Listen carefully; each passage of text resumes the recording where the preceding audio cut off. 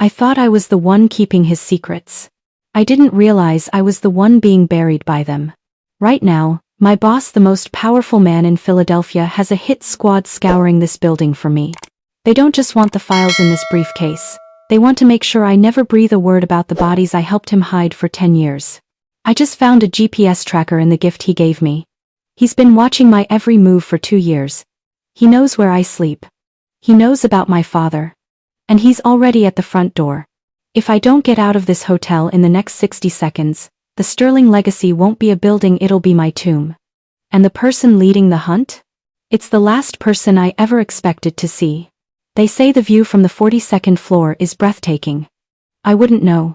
I've spent 10 years looking at the back of Arthur Sterling's head. I've memorized the way his hair thins at the crown when he's stressed. I've memorized the exact shade of red his neck turns when he's about to lie to a client. I've been the shadow, the ghost, the right hand that did all the heavy lifting while he took all the blows. Today the air in the office felt different. Cold. Like the Philadelphia winter was finally leaking through the triple-paned glass. I walked into his office. No knock. I didn't need to knock anymore. I placed the white envelope on his mahogany desk. It looked like a surrender.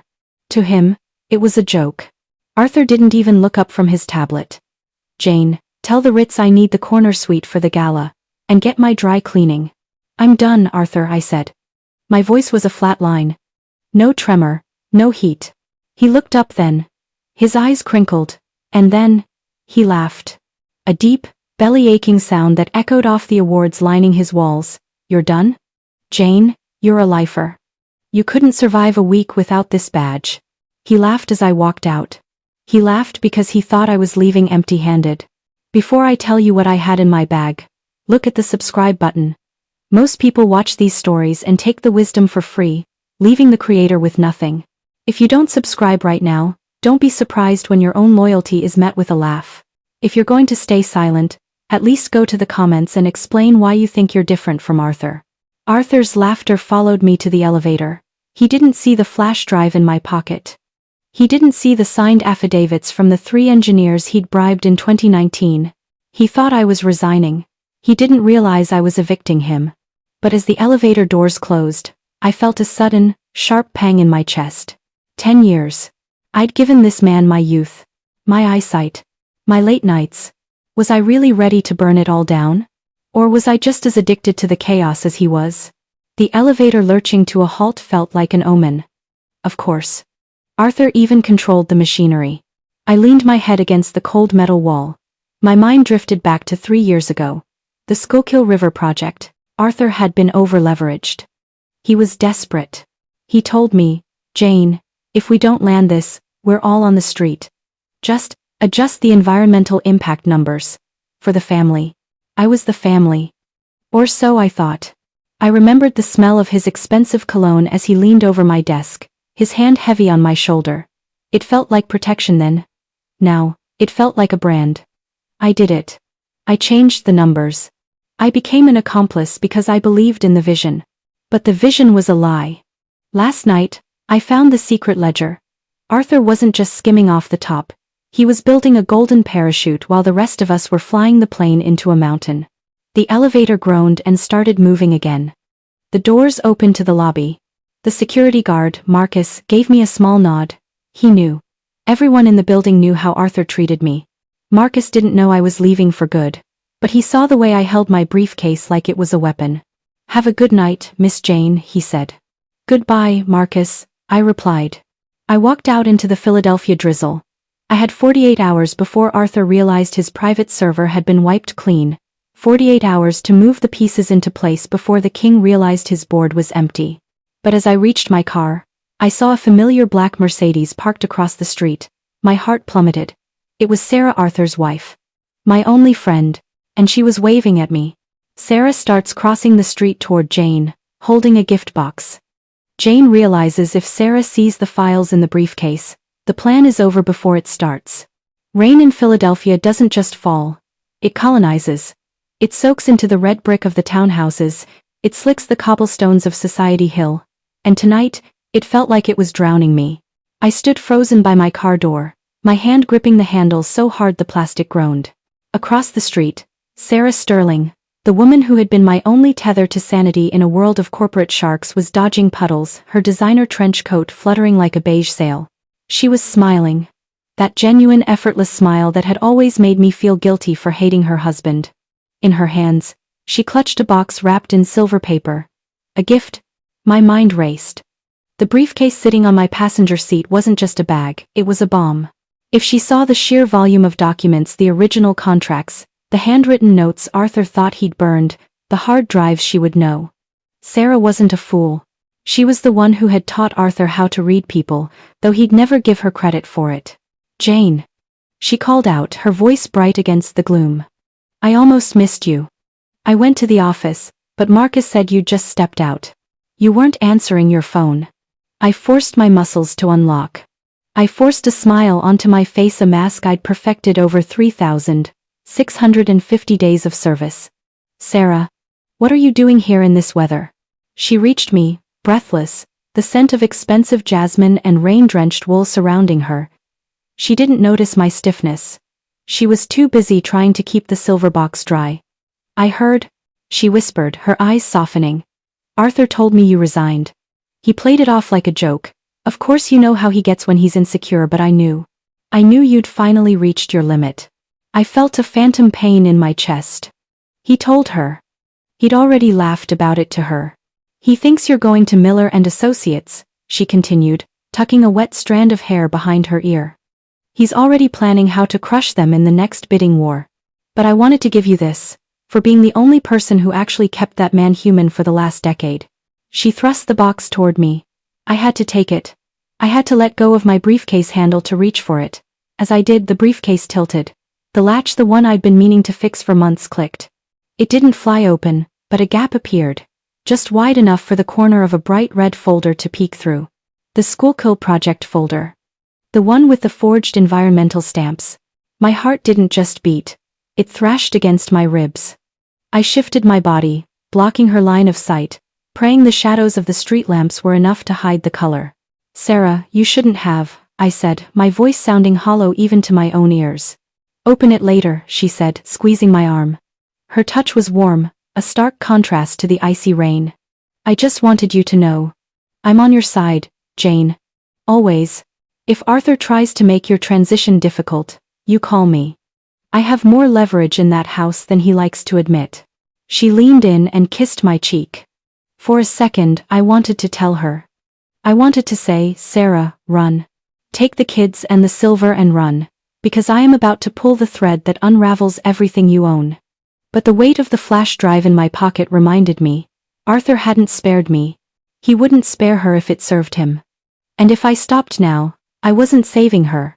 I was just ensuring we both went down with the ship. "Thank you, Sarah," I whispered. I watched her run back to her Mercedes. I watched the taillights fade into the mist of Broad Street. I stayed there for a long time, the silver gift box getting soaked, until I was sure she was gone. I threw the gift box onto the floorboards and grabbed the briefcase. I snapped the latch shut with a ferocity that hurt my fingers. 10 years. Sarah thought I had reached my limit.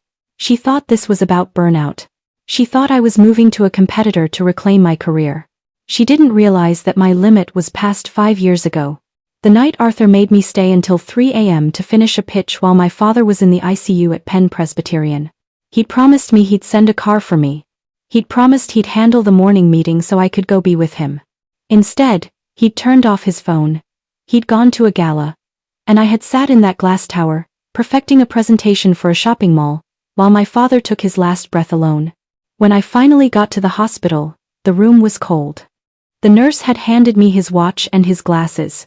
The next morning, Arthur had walked into the office, glowing from his success, and handed me a $500 gift card to a steakhouse.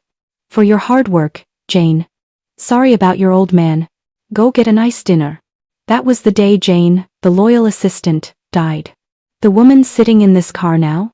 She was something Arthur Sterling had built piece by agonizing piece. And like any good architect, I knew exactly where the structural weaknesses were. I started the engine. The heater kicked in, blowing lukewarm air that smelled of old dust. I didn't go home. Home was a small apartment in Monayunk that I barely spent time in. Instead, I drove toward West Philly, toward a small, nondescript coffee shop where the ghost was waiting. As Jane pulls out of her parking spot, she notices a car pull out 2 blocks behind her. Not Sarah's Mercedes. A gray SUV. It's the same car she noticed outside the office 3 hours ago. She's being followed. My father used to tell me that in Philadelphia, you're never really alone.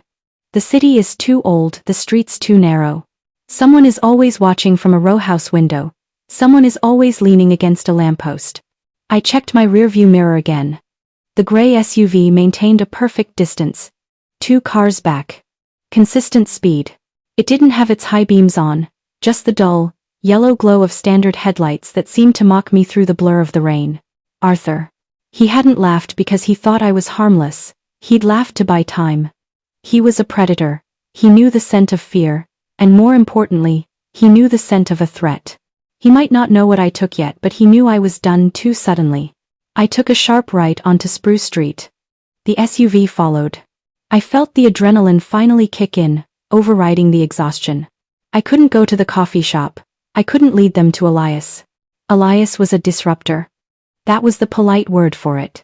In the underworld of Philadelphia real estate and construction, he was the man you went to when you needed a trail to vanish or when you needed to find one that someone had buried under 6 feet of concrete. He was my insurance policy, and he was the only one who could decrypt the files on the flash drive before Arthur's IT team triggered the remote wipe. I looked at the briefcase. I had to ditch the tail. I knew these streets better than any hired muscle Arthur could afford. I'd spent a decade mapping this city for him.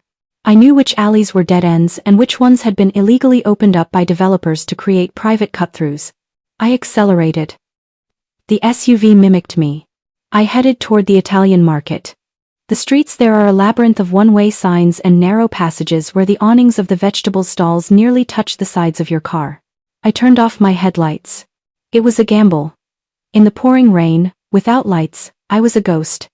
I swung the car into a narrow gap between 2 delivery trucks, killed the engine, and ducked my head. I heard the SUV roar past, the driver likely confused by my sudden disappearance. I waited. 1 minute. 2. The only sound was the rain drumming on my roof and the ticking of my own cooling engine. I looked at the silver gift box on the floor. I reached down and picked it up. My fingers tore the damp paper. Inside was a small, antique compass. Real gold. On the back, an inscription. To Jane. So you always find your way home. Sarah's kindness was a weight I couldn't afford. It was a beautiful, expensive anchor. I put the compass back in the box and shoved it under the seat. I didn't need to find my way home. I needed to find my way to the finish line. I restarted the car, kept the lights off, and began to crawl through the back streets toward the meeting point. But as I turned the corner, my phone vibrated in the cup holder. An unknown number. I picked it up. I didn't say anything. Jane, a voice whispered. It wasn't Arthur. It was a woman's voice, but it wasn't Sarah's. It was strained, panicked. Jane, don't go to the coffee shop. They found Elias. You need to get out of the city. Now. The line went dead. Jane looks at the briefcase. If Elias is compromised, her only way to decrypt the files is gone. She looks at her dashboard clock. 10:14 p.m. She has less than 40 hours left before the auto-wipe. And now, she has nowhere to go. The silence that followed the click of the disconnected call was absolute. The rain seemed to stop for a heartbeat, the world holding its breath. They found Elias. The words looped in my mind like a broken record. Elias was a ghost. He lived in the shadows of the digital world. For Arthur's people to find him so quickly meant one of 2 things. Either Arthur was much more dangerous than I had ever credited him for, or I had been betrayed by someone inside my own circle. I looked at my hands. They were shaking. Not from cold but from the sudden, terrifying realization that I was out in the open. I wasn't just a disgruntled employee anymore. I was a target. I looked at the briefcase again. It felt heavier now. It felt like it was made of lead. Inside those files was the evidence of the 2018 pension fund realignment. The documents showing how Arthur had used the employees' retirement savings as collateral for a high-risk development in the Navy Yard, a development that was currently underwater, both literally and figuratively. If those files were wiped, Arthur would be a hero who tried to save the firm. If they were published, he would be the man who stole the futures of 300 families. Families like mine. I remembered my father's face when he'd retired from the postal service. He'd been so proud of his pension. It's not much, Janie, but it's honest. It's a floor under your feet. Arthur had taken the floor out from under 300 people just like him. I couldn't leave the city. Leaving was what a victim would do. Leaving was what Arthur expected. He thought I would run to my mother's house in Scranton or hide in a motel in Jersey. No. I put the car in gear.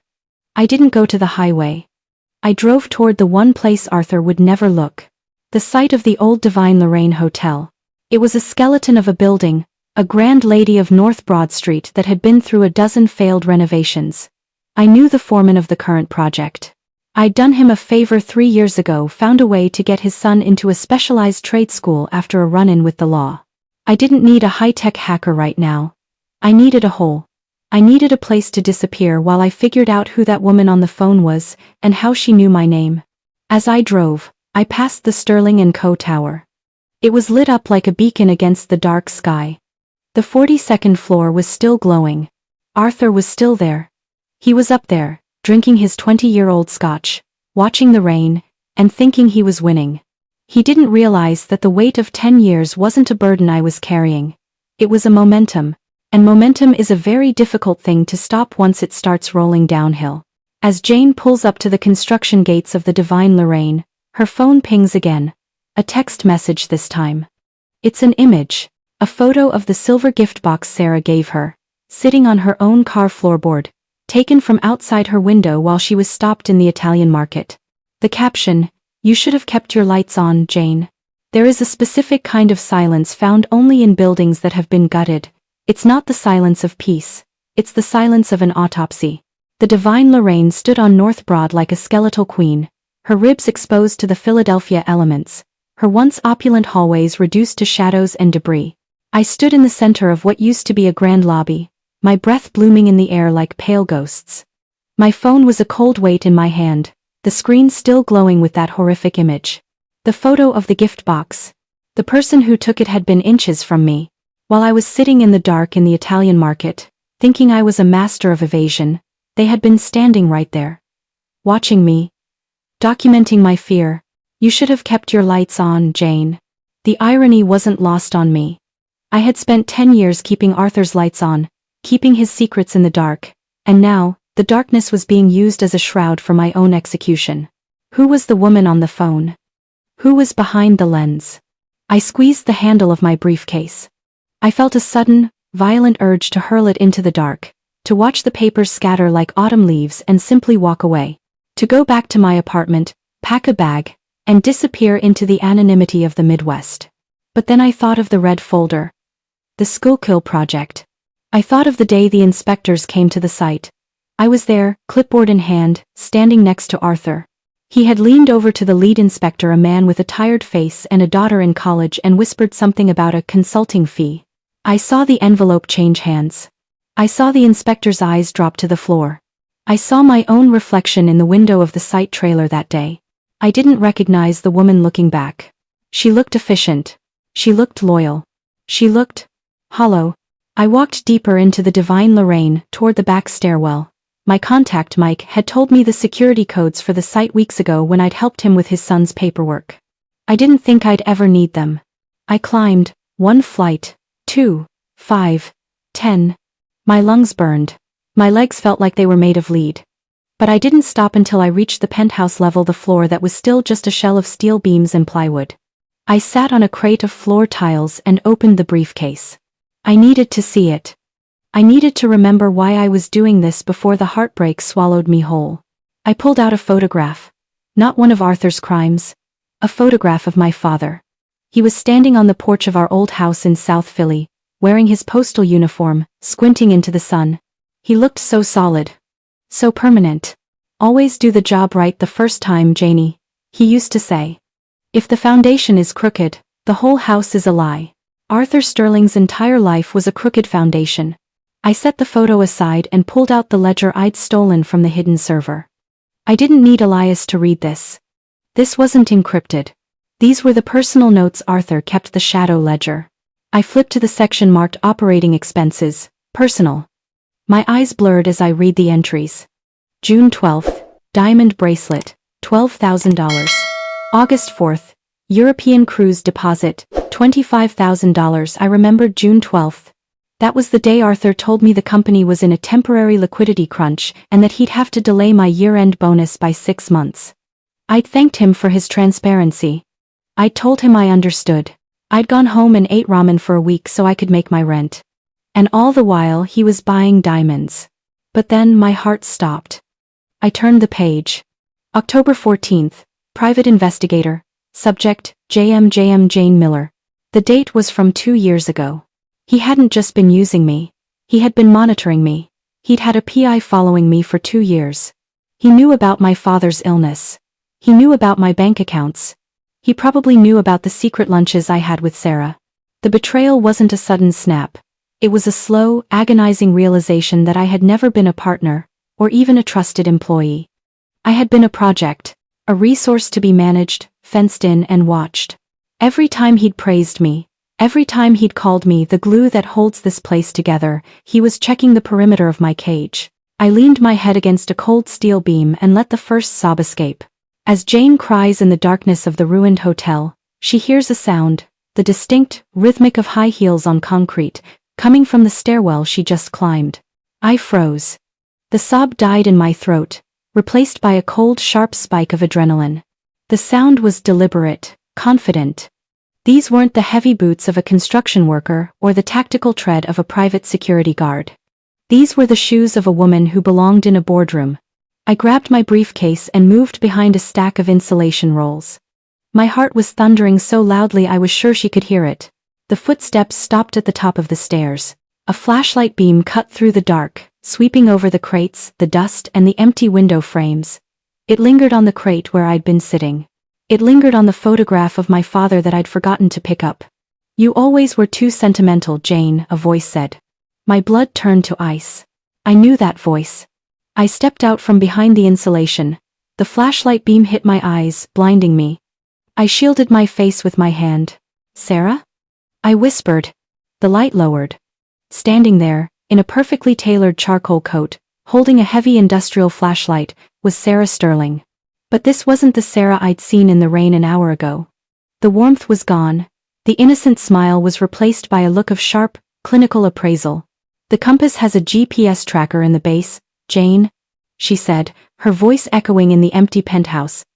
"Arthur thinks he's the only one who knows how to keep tabs on people.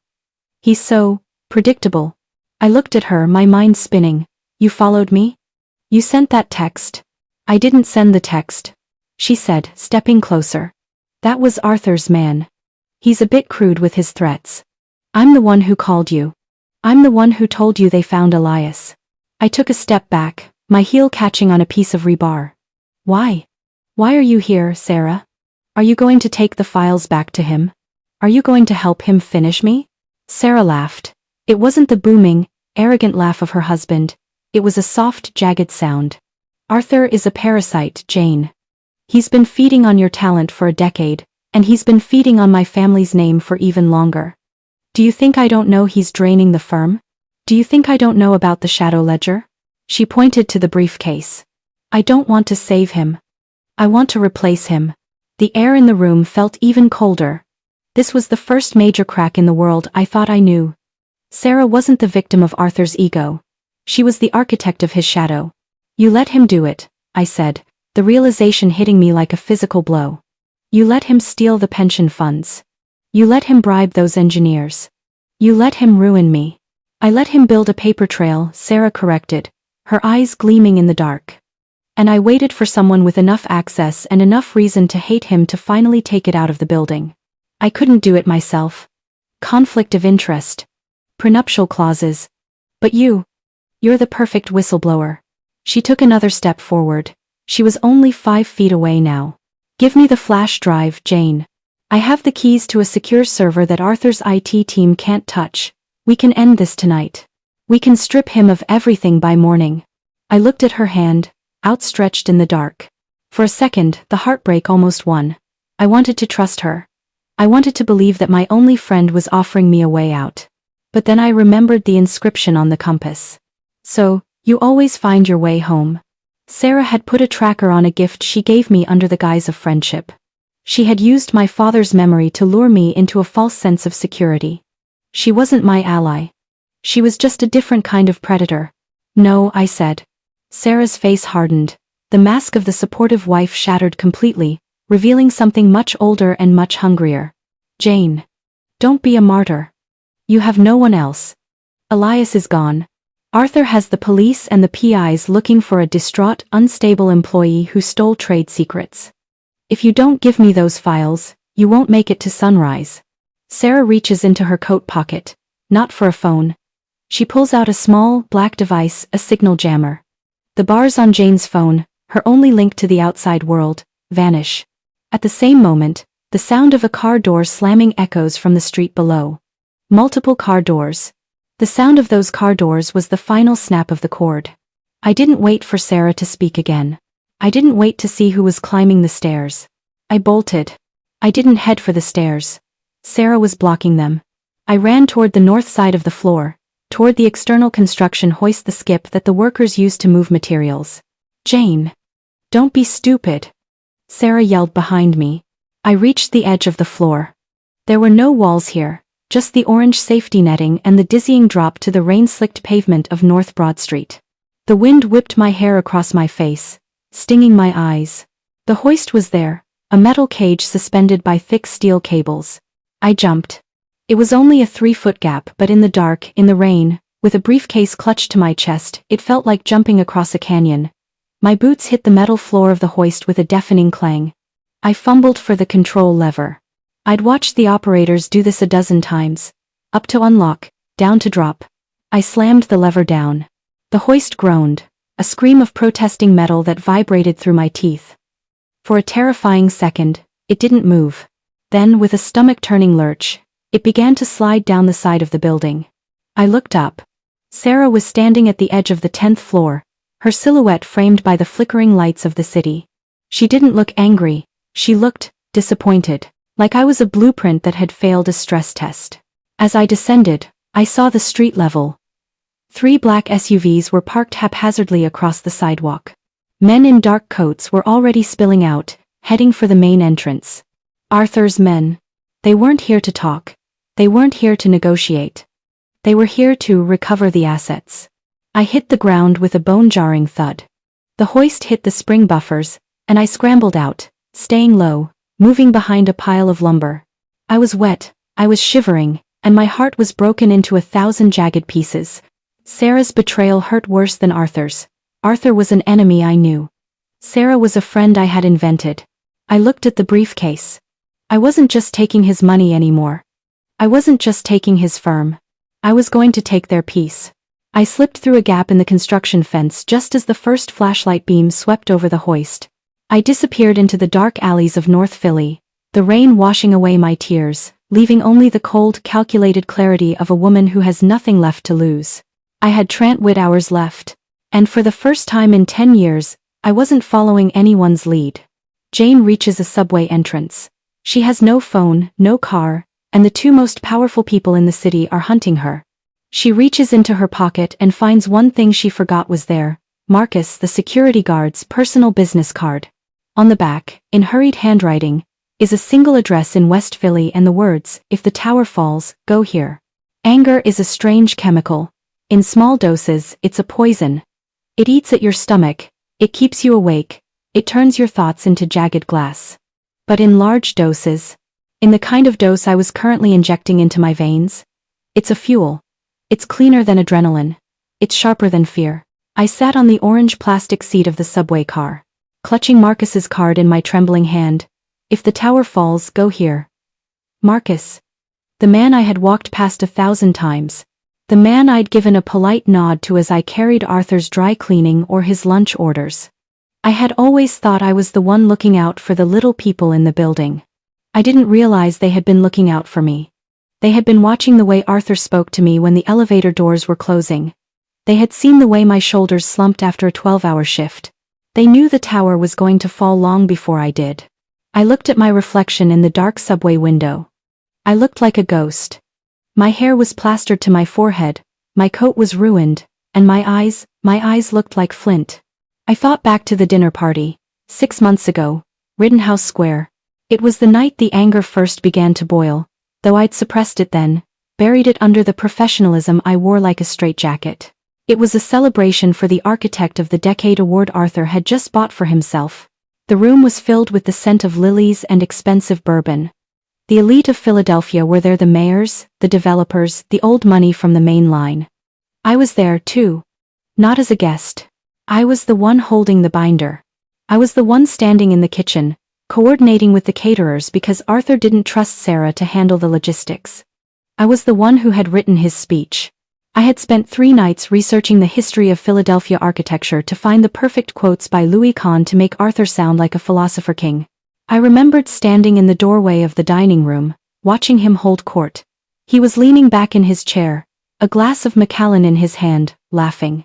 The secret to a great building isn't the stone, Arthur told the table, his voice booming with that practiced, effortless charisma. It's the vision. You have to be able to see the finished structure in the dirt before a single shovel hits the ground. Most people, they just see the dirt. He had looked over at me then. Just a flicker of a glance. Like my girl, Jane, back there, he said, gesturing vaguely with his glass. She sees the dirt. She handles the dirt. She's the best dirt handler in the business. Aren't you, Jane? The table erupted in polite, condescending laughter. I felt the heat rise in my neck.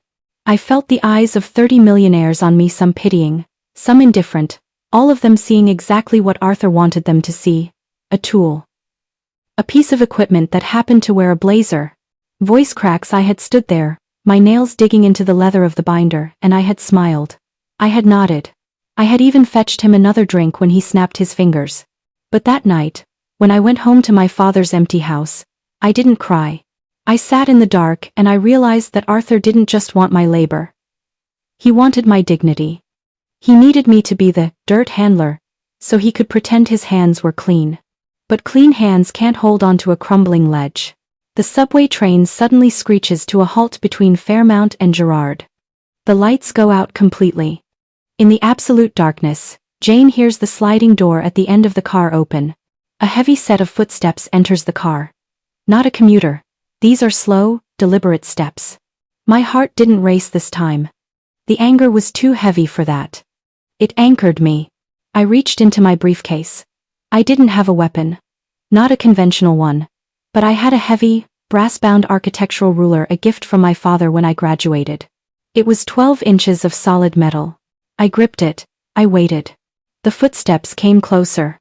The person was breathing heavily, a wet, rattling sound. Jane? The voice was a rasp. It wasn't one of Arthur's PIs. It was Marcus. A flashlight clicked on, pointed at the floor. The beam reflected off the metal floor of the subway car, illuminating Marcus's face. He looked haggard. His uniform was torn, and there was a dark bruise blossoming along his jawline. Marcus. I exhaled, the ruler slipping from my grip. What are you doing here? How did you find me? I didn't find you. He wheezed, sitting down heavily on the seat across from me. I was on this train before you got on. I saw you at the station, but I couldn't get to you. There were eyes everywhere. He leaned his head back against the window. They fired me, Jane. 20 minutes after you left. Arthur walked down to the desk himself. He didn't even say why.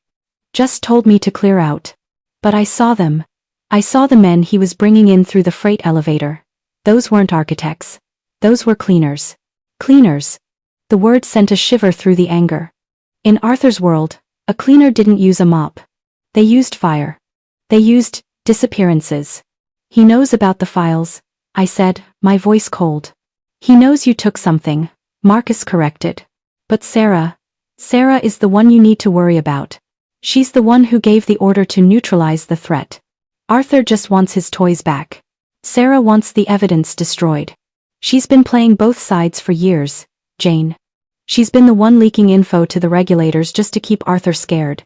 Just to keep him dependent on her family's connections. The dinner party came back to me. I remembered Sarah that night. She had been the one to pull me aside in the kitchen. She had leaned in, smelling of jasmine, and said, "Don't mind him, Jane. He's just a boy playing with blocks. You and I? We're the ones who know how the city actually works. I had thought it was a sisterly confidence. It was a recruitment pitch. Where are we going, Marcus? I asked. To the address on the card, he said. It's a print shop in West Philly. My brother runs it. It has an old-school lithograph press, but in the back, it has the only independent server node left in the city that isn't connected to the Comcast grid. If you can get your files onto that node, they'll be live on every major news outlet's tip line in seconds. Not even the Sterlings can pull them down once they hit the node. The train lurched back to life. The lights flickered on, dim and yellow. Marcus looked at me, his eyes full of a strange, weary hope. You're the only one who can do it, Jane. You're the only one who lived in his shadow long enough to know where the light comes from. As the train pulls into Girard Station, the doors open. Standing on the platform, perfectly still among the bustling commuters, are two men in gray suits. They aren't looking for a train. They are looking into the cars. One of them locks eyes with Jane. Don't move, Marcus whispered, his hand tightening on my arm. But I was already moving. The anger was back, surging like a tide. I wasn't going to sit there and be caught like a rat in a plastic box. The next car, I said. Move, Marcus. We scrambled through the connecting door just as the men in gray stepped onto the train. The hiss of the pneumatic doors behind us felt like a closing trap.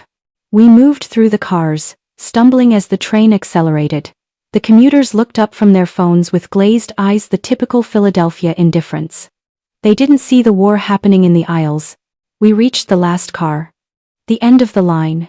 We have to jump at the next stop, I said, my breath coming in sharp hitches. They'll have the exits blocked at Cecil B. Moore. I can't run, Jane, Marcus said, his face gray. He clutched his side.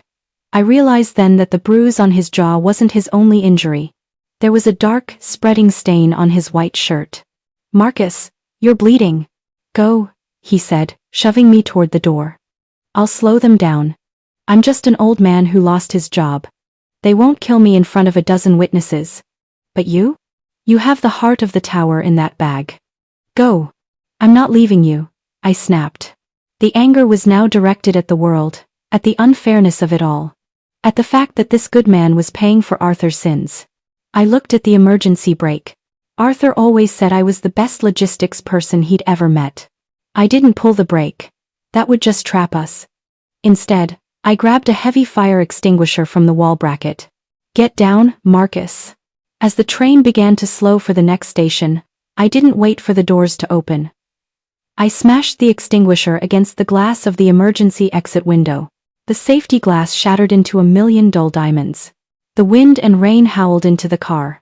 The men in gray appeared at the other end of the car, their faces devoid of emotion. One of them reached into his jacket. I pulled the pin on the extinguisher and squeezed. A massive cloud of white chemical powder erupted, filling the car in seconds. It was a blinding, choking fog. I grabbed Marcus by the collar. Now. We didn't jump onto the platform. We jumped off the opposite side, into the dark of the tunnel, just as the train came to a full stop. The world turned into a nightmare of cold wind and the smell of ancient soot. We pressed ourselves against the tunnel wall as the train sat there, hissing. I could hear shouting from inside the car, the muffled thuds of men stumbling in the white mist. I remembered the dinner party again. Arthur had joked that I was invisible. You could walk through a crowded room, Jane, and no one would remember the color of your eyes, he'd said, laughing. He was right. I was invisible. I was the dirt handler, I was the shadow. And from the shadows, you can see everything. We began to crawl through the dark, guided by the dim blue lights of the tunnel emergency system. Every step Marcus took was a groan, but he didn't stop. We weren't just running anymore. We were navigating. I knew this tunnel. I had studied the city's transit blueprints for the 2022 expansion proposal. 300 yards ahead, there was a maintenance shaft that led directly to a basement on 15th Street. Almost there, Marcus, I whispered. But as we reached the shaft, my hand brushed against something wet on the wall. I looked down. It wasn't rain. It was a fresh trail of blood. I looked back. The men in gray weren't in the tunnel, but someone else was. A lone figure was standing under the blue light, 100 yards back. A woman. She wasn't wearing a gray suit. She was wearing a beige trench coat, now dark with rain. Sarah. She didn't have a gun, she had a phone. She was holding it up, recording us. You can't outrun the image, Jane. She called out, her voice echoing strangely in the tunnel. I've already sent the footage to the precinct. Disgruntled employee and accomplice fleeing into the tunnels. By the time you reach the street, you'll be the most wanted woman in Philadelphia. Sarah smiles a cold, shark-like grin. Behind her, the headlights of another train appear in the distance, growing brighter, the roar of the engine filling the tunnel. We are trapped between the hunter and the steel beast. The roar of the oncoming train was a physical force. It vibrated in my marrow, shaking the very foundations of my resolve. Sarah stood there, framed by the growing light, a goddess of the underground. She thought she had won. She thought she had used the dirt to bury me. But Sarah had forgotten one thing about the dirt in Philadelphia. It's old. It's deep. And it's full of secrets that even she didn't know. I looked at Marcus. He nodded, a silent understanding passing between us. He knew what I was going to do. Hold your breath, I whispered. I didn't run away from the train. I ran toward the maintenance shaft, but I didn't go in. Instead, I grabbed the heavy iron grate that covered the drainage sump, a deep, dark pit designed to catch the overflow from the city's aging sewer system. It took every ounce of my anger to heave the grate aside. Jane, no. Sarah screamed, her voice finally losing its composure as she realized I wasn't playing by her rules. The train was 50 yards away. The air was screaming. I grabbed the briefcase, I grabbed Marcus's hand, and we stepped into the dark. We didn't fall far. 4 feet into a freezing, rushing stream of gray water. The smell was overpowering, the cold was a shock that nearly stopped my heart, but we were beneath the level of the tracks. The train roared overhead. The sound was deafening, a localized earthquake that lasted for an eternity. Dust and debris rained down on us. I pressed my face into Marcus's shoulder, praying the sump wouldn't collapse. Then, silence. The train had passed. The tunnel was empty again, save for the receding hum of the tracks. I looked up through the open sump. Sarah was gone. She must have jumped into the maintenance shaft to avoid the train, or perhaps she thought we had been crushed. We were in the bowels of the city. We were covered in filth, we were freezing, and we were bleeding. But I still had the briefcase. I looked at Marcus. He was shivering, his eyes lidded. We're going to make it, I said, my voice sounding like iron. We're going to that print shop. And then, I'm going to show Arthur and Sarah exactly what happens when you try to bury someone who knows how to dig. The anger had crystallized. It wasn't a fuel anymore. It was a compass. I began to lead Marcus through the dark, wet tunnels, following the sound of the city above the city I had built and the city I was about to set on fire. As they emerge from a manhole in a dark alley in West Philly, Jane sees a television through a shop window. It's a news report. Her face is on the screen. But the headline isn't Stolen Secrets. The headline reads, Jane Miller sought in connection with the disappearance of CEO Arthur Sterling. They say the truth will set you free. Pause. In Philadelphia, the truth usually just gets you a longer sentence. I stared at the television screen through the grime-streaked window of the print shop. My own face stared back at me, a corporate headshot from 2 years ago. I looked polished, I looked harmless. Beneath the photo, the red ticker scrolled relentlessly. CEO Arthur Sterling missing. Assistant Jane Miller wanted for questioning. I felt a coldness that had nothing to do with the wet clothes clinging to my skin. Arthur wasn't missing. I had left him laughing in his glass tower not 4 hours ago. This was a setup, a masterclass in narrative control. They weren't just hunting me, they were erasing my ability to speak. If I came forward now with the ghost files, I wouldn't be a whistleblower. I'd be a kidnapper trying to distract from my crimes.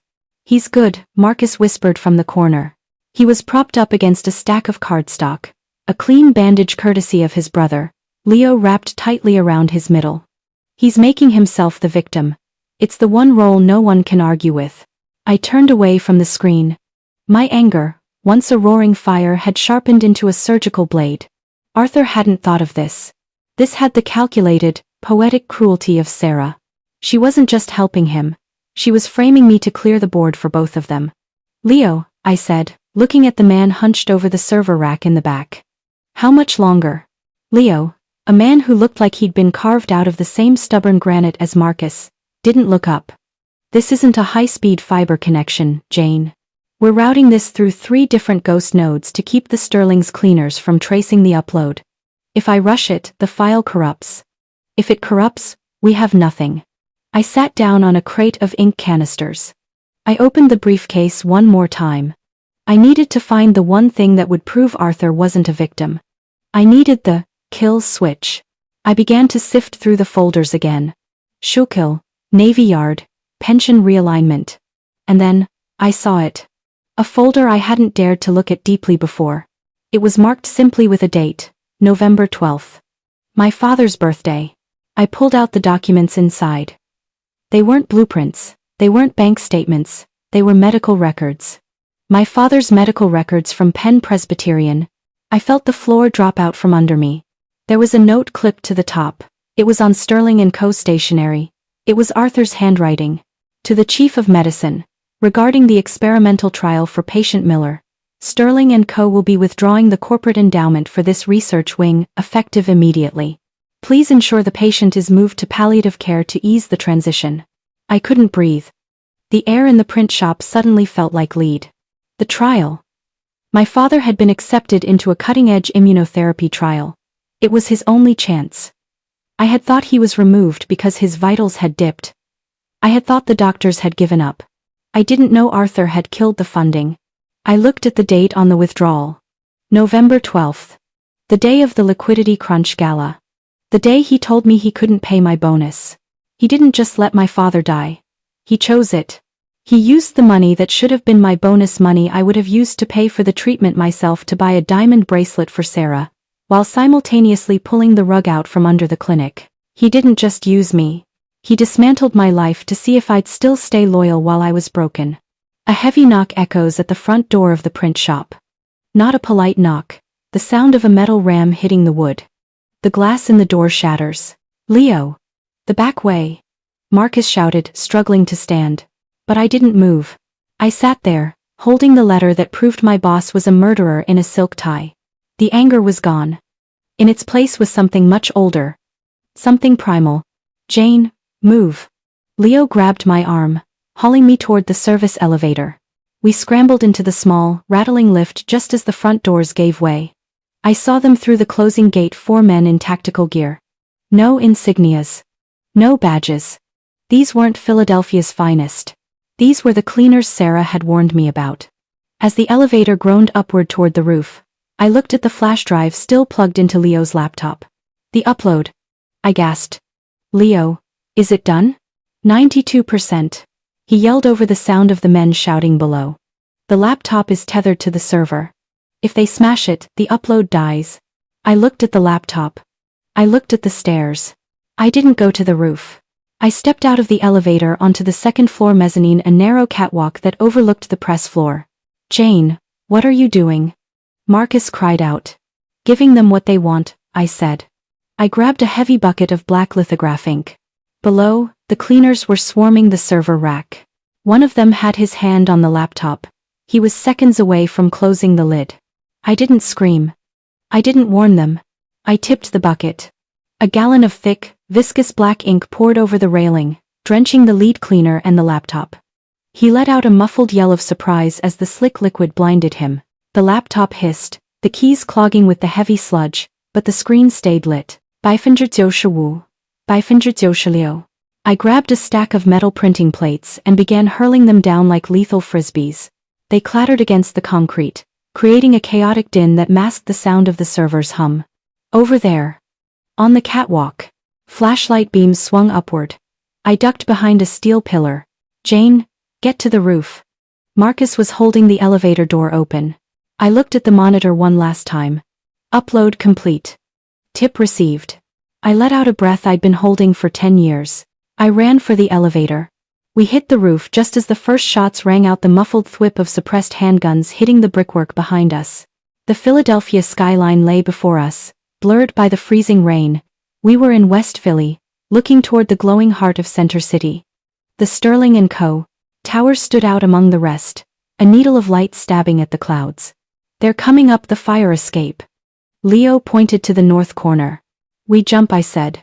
Jane, it's 3 stories to the next roof. Marcus groaned. clutching his side. I won't make it. I looked at Marcus. This man who had lost everything tonight because he decided to be human. You don't have to jump, I said. I looked at the heavy industrial crane parked in the alleyway part of the neighboring building's roof repair. The arm was swung out, hovering just 10 feet from our ledge. Get in the bucket, I commanded. As Marcus and Leo scramble into the crane's maintenance bucket, Jane reaches for the controls, but a hand grabs her ankle from the fire escape. She's jerked backward, her face hitting the cold gravel of the roof. The world tasted like grit and copper. I was dragged backward, my fingernails clawing at the roofing felt. I rolled onto my back, kicking out blindly.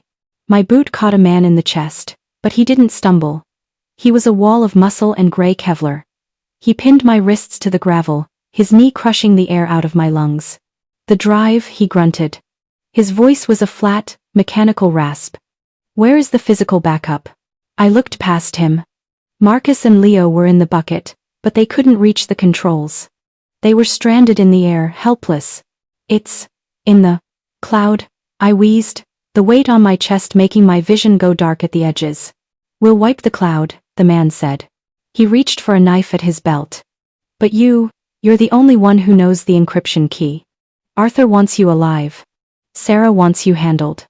I think I'll go with Sarah's plan. He raised the blade. In that moment, I didn't feel fear.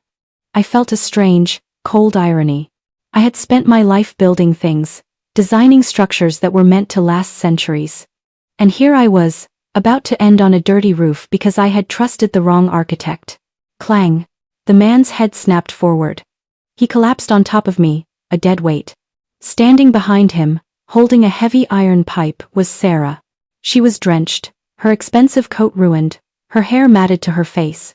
She looked like a banshee. I told you, Jane, she panted, dropping the pipe. I'm the one who handles things. I pushed the unconscious cleaner off me and scrambled to my feet, gasping for air. You saved me? Sarah stepped over the man, her eyes fixed on the briefcase I still held. I saved my investment. The upload went through, didn't it? I saw the signal from the street. I stared at her. The betrayal I had felt in the divine Lorraine was nothing compared to the cold calculation I saw in her eyes now. She hadn't followed me to stop me. She had followed me to ensure the evidence was leaked, but only the evidence that destroyed Arthur. You wanted the pension files out, I whispered. But you didn't want the files about your family's shell corporations. That's what's on the backup, isn't it? Sarah's expression didn't change. Arthur is a clumsy thief.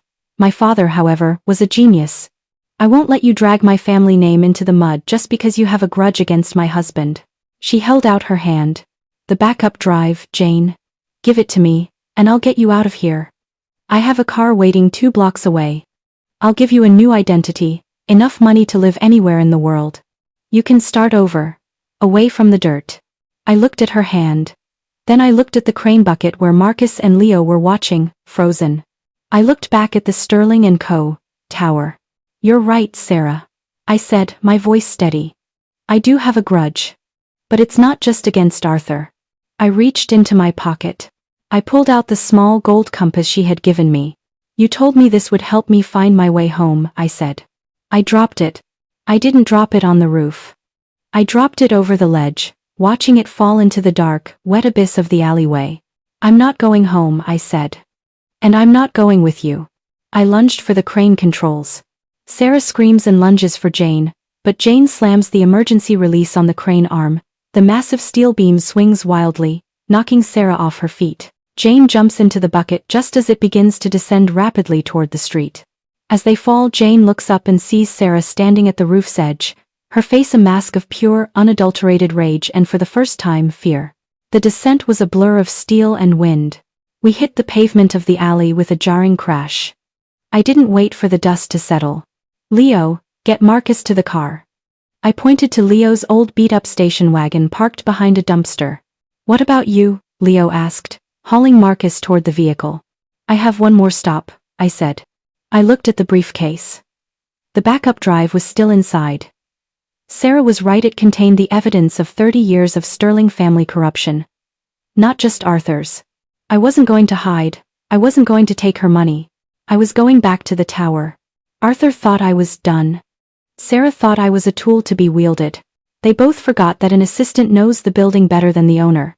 They forgot that I have the keys to the service entrance. I watched the station wagon speed away, disappearing into the Philadelphia rain. I stood alone in the dark alley, the water washing the grit from my face. I had 6 hours left. And the king and queen of Rittenhouse Square were about to find out that when you build a house of cards, you shouldn't let the person who knows how to fold them leave the room. Jane reaches into her briefcase and pulls out a black plastic card, the master key. She swipes it against the reader of a nondescript steel door in the alley. The light turns green. She steps inside, and the door clicks shut, locking her into the belly of the Sterling & Co. tower. Most people think a skyscraper is made of glass and steel.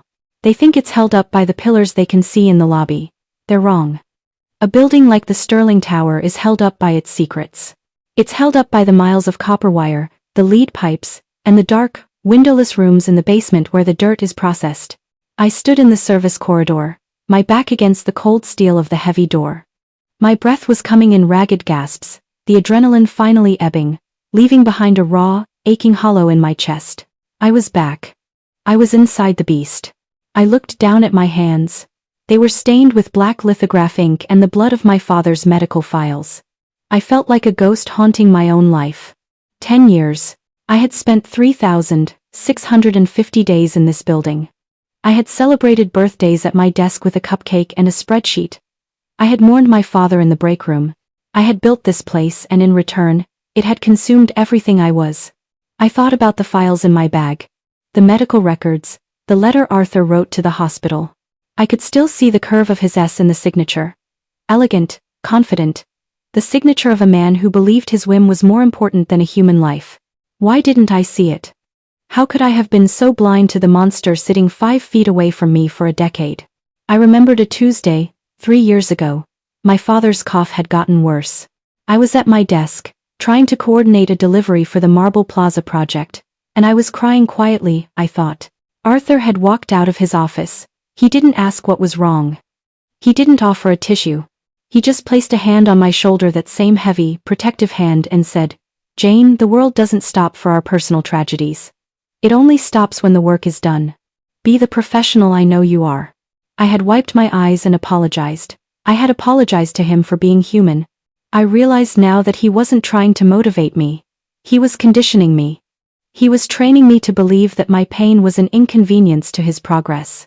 He was hollowing me out so he could fill the space with his own ambitions. I walked down the corridor toward the service elevator, the one the cleaning crews used. My master key felt heavy in my pocket. It wasn't just a piece of plastic. It was a confession. I had kept a copy of this key for 5 years, ever since the head of security had lost his and I'd found it. I told myself it was for emergencies, for those late nights when the main elevators were undergoing maintenance. The truth was, I kept it because I wanted to know I could leave whenever I wanted. But I never did. I stayed. I stayed until the building became my skin. I pushed the button for the 42nd floor. I didn't want to go to the office. Not yet. I needed to go to the one place Arthur never visited. The archives. As the elevator begins its slow, mechanical climb, the speakers in the ceiling, usually silent in the service lift, crackle to life. It's not music. It's Arthur's voice, broadcast from the building's emergency PA system. He sounds calm. He sounds like a father who is deeply disappointed. "Jane? If you're listening, and I know you are, I want you to look around you." Arthur's voice was distorted by the cheap speakers, but the condescension was crystal clear. It filled the small metal box of the elevator, suffocating me. "You're in the dark, Jane. You're in the service halls. That's where you've always belonged, isn't it? You're the shadow.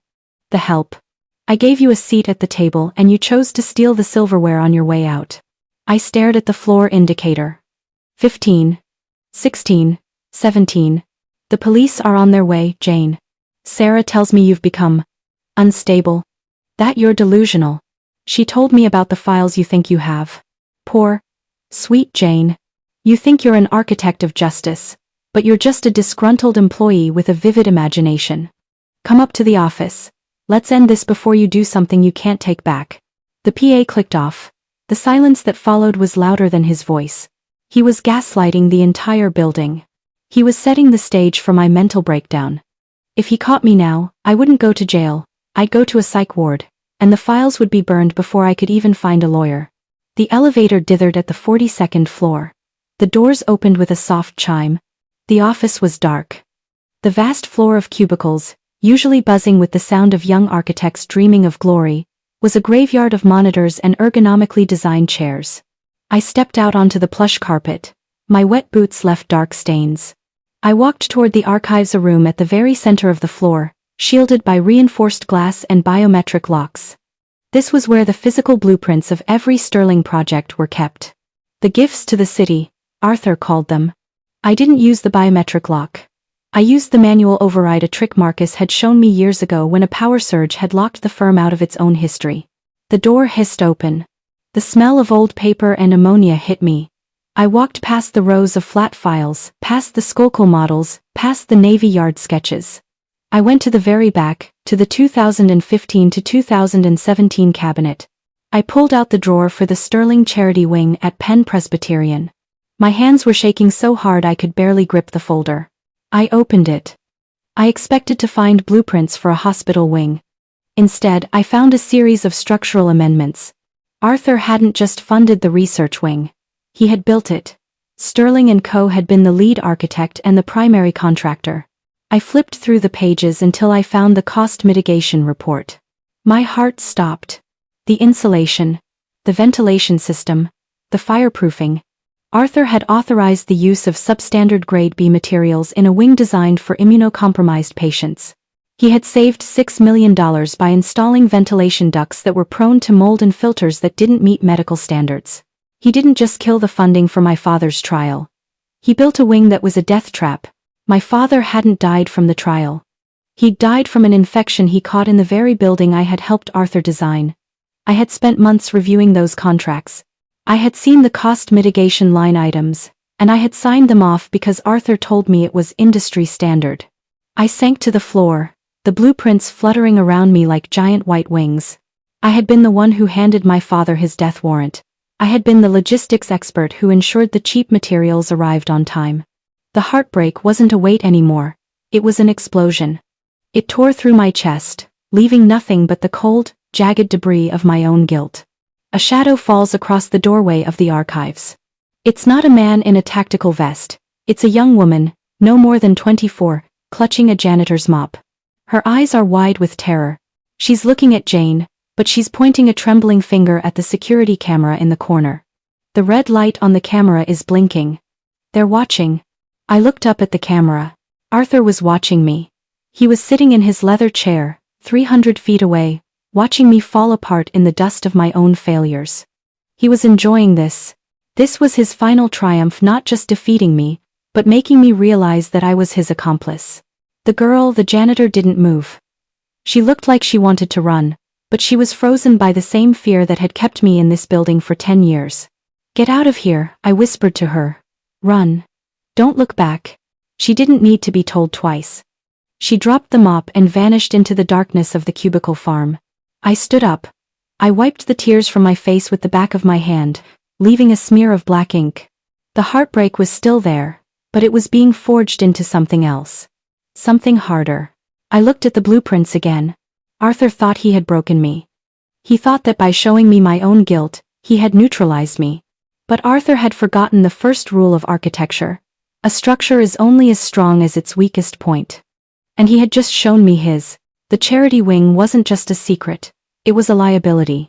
If the city found out that the celebrated Arthur Sterling had built a hospital wing with toxic materials to pad his own pockets, his legacy wouldn't just be tarnished. It would be erased.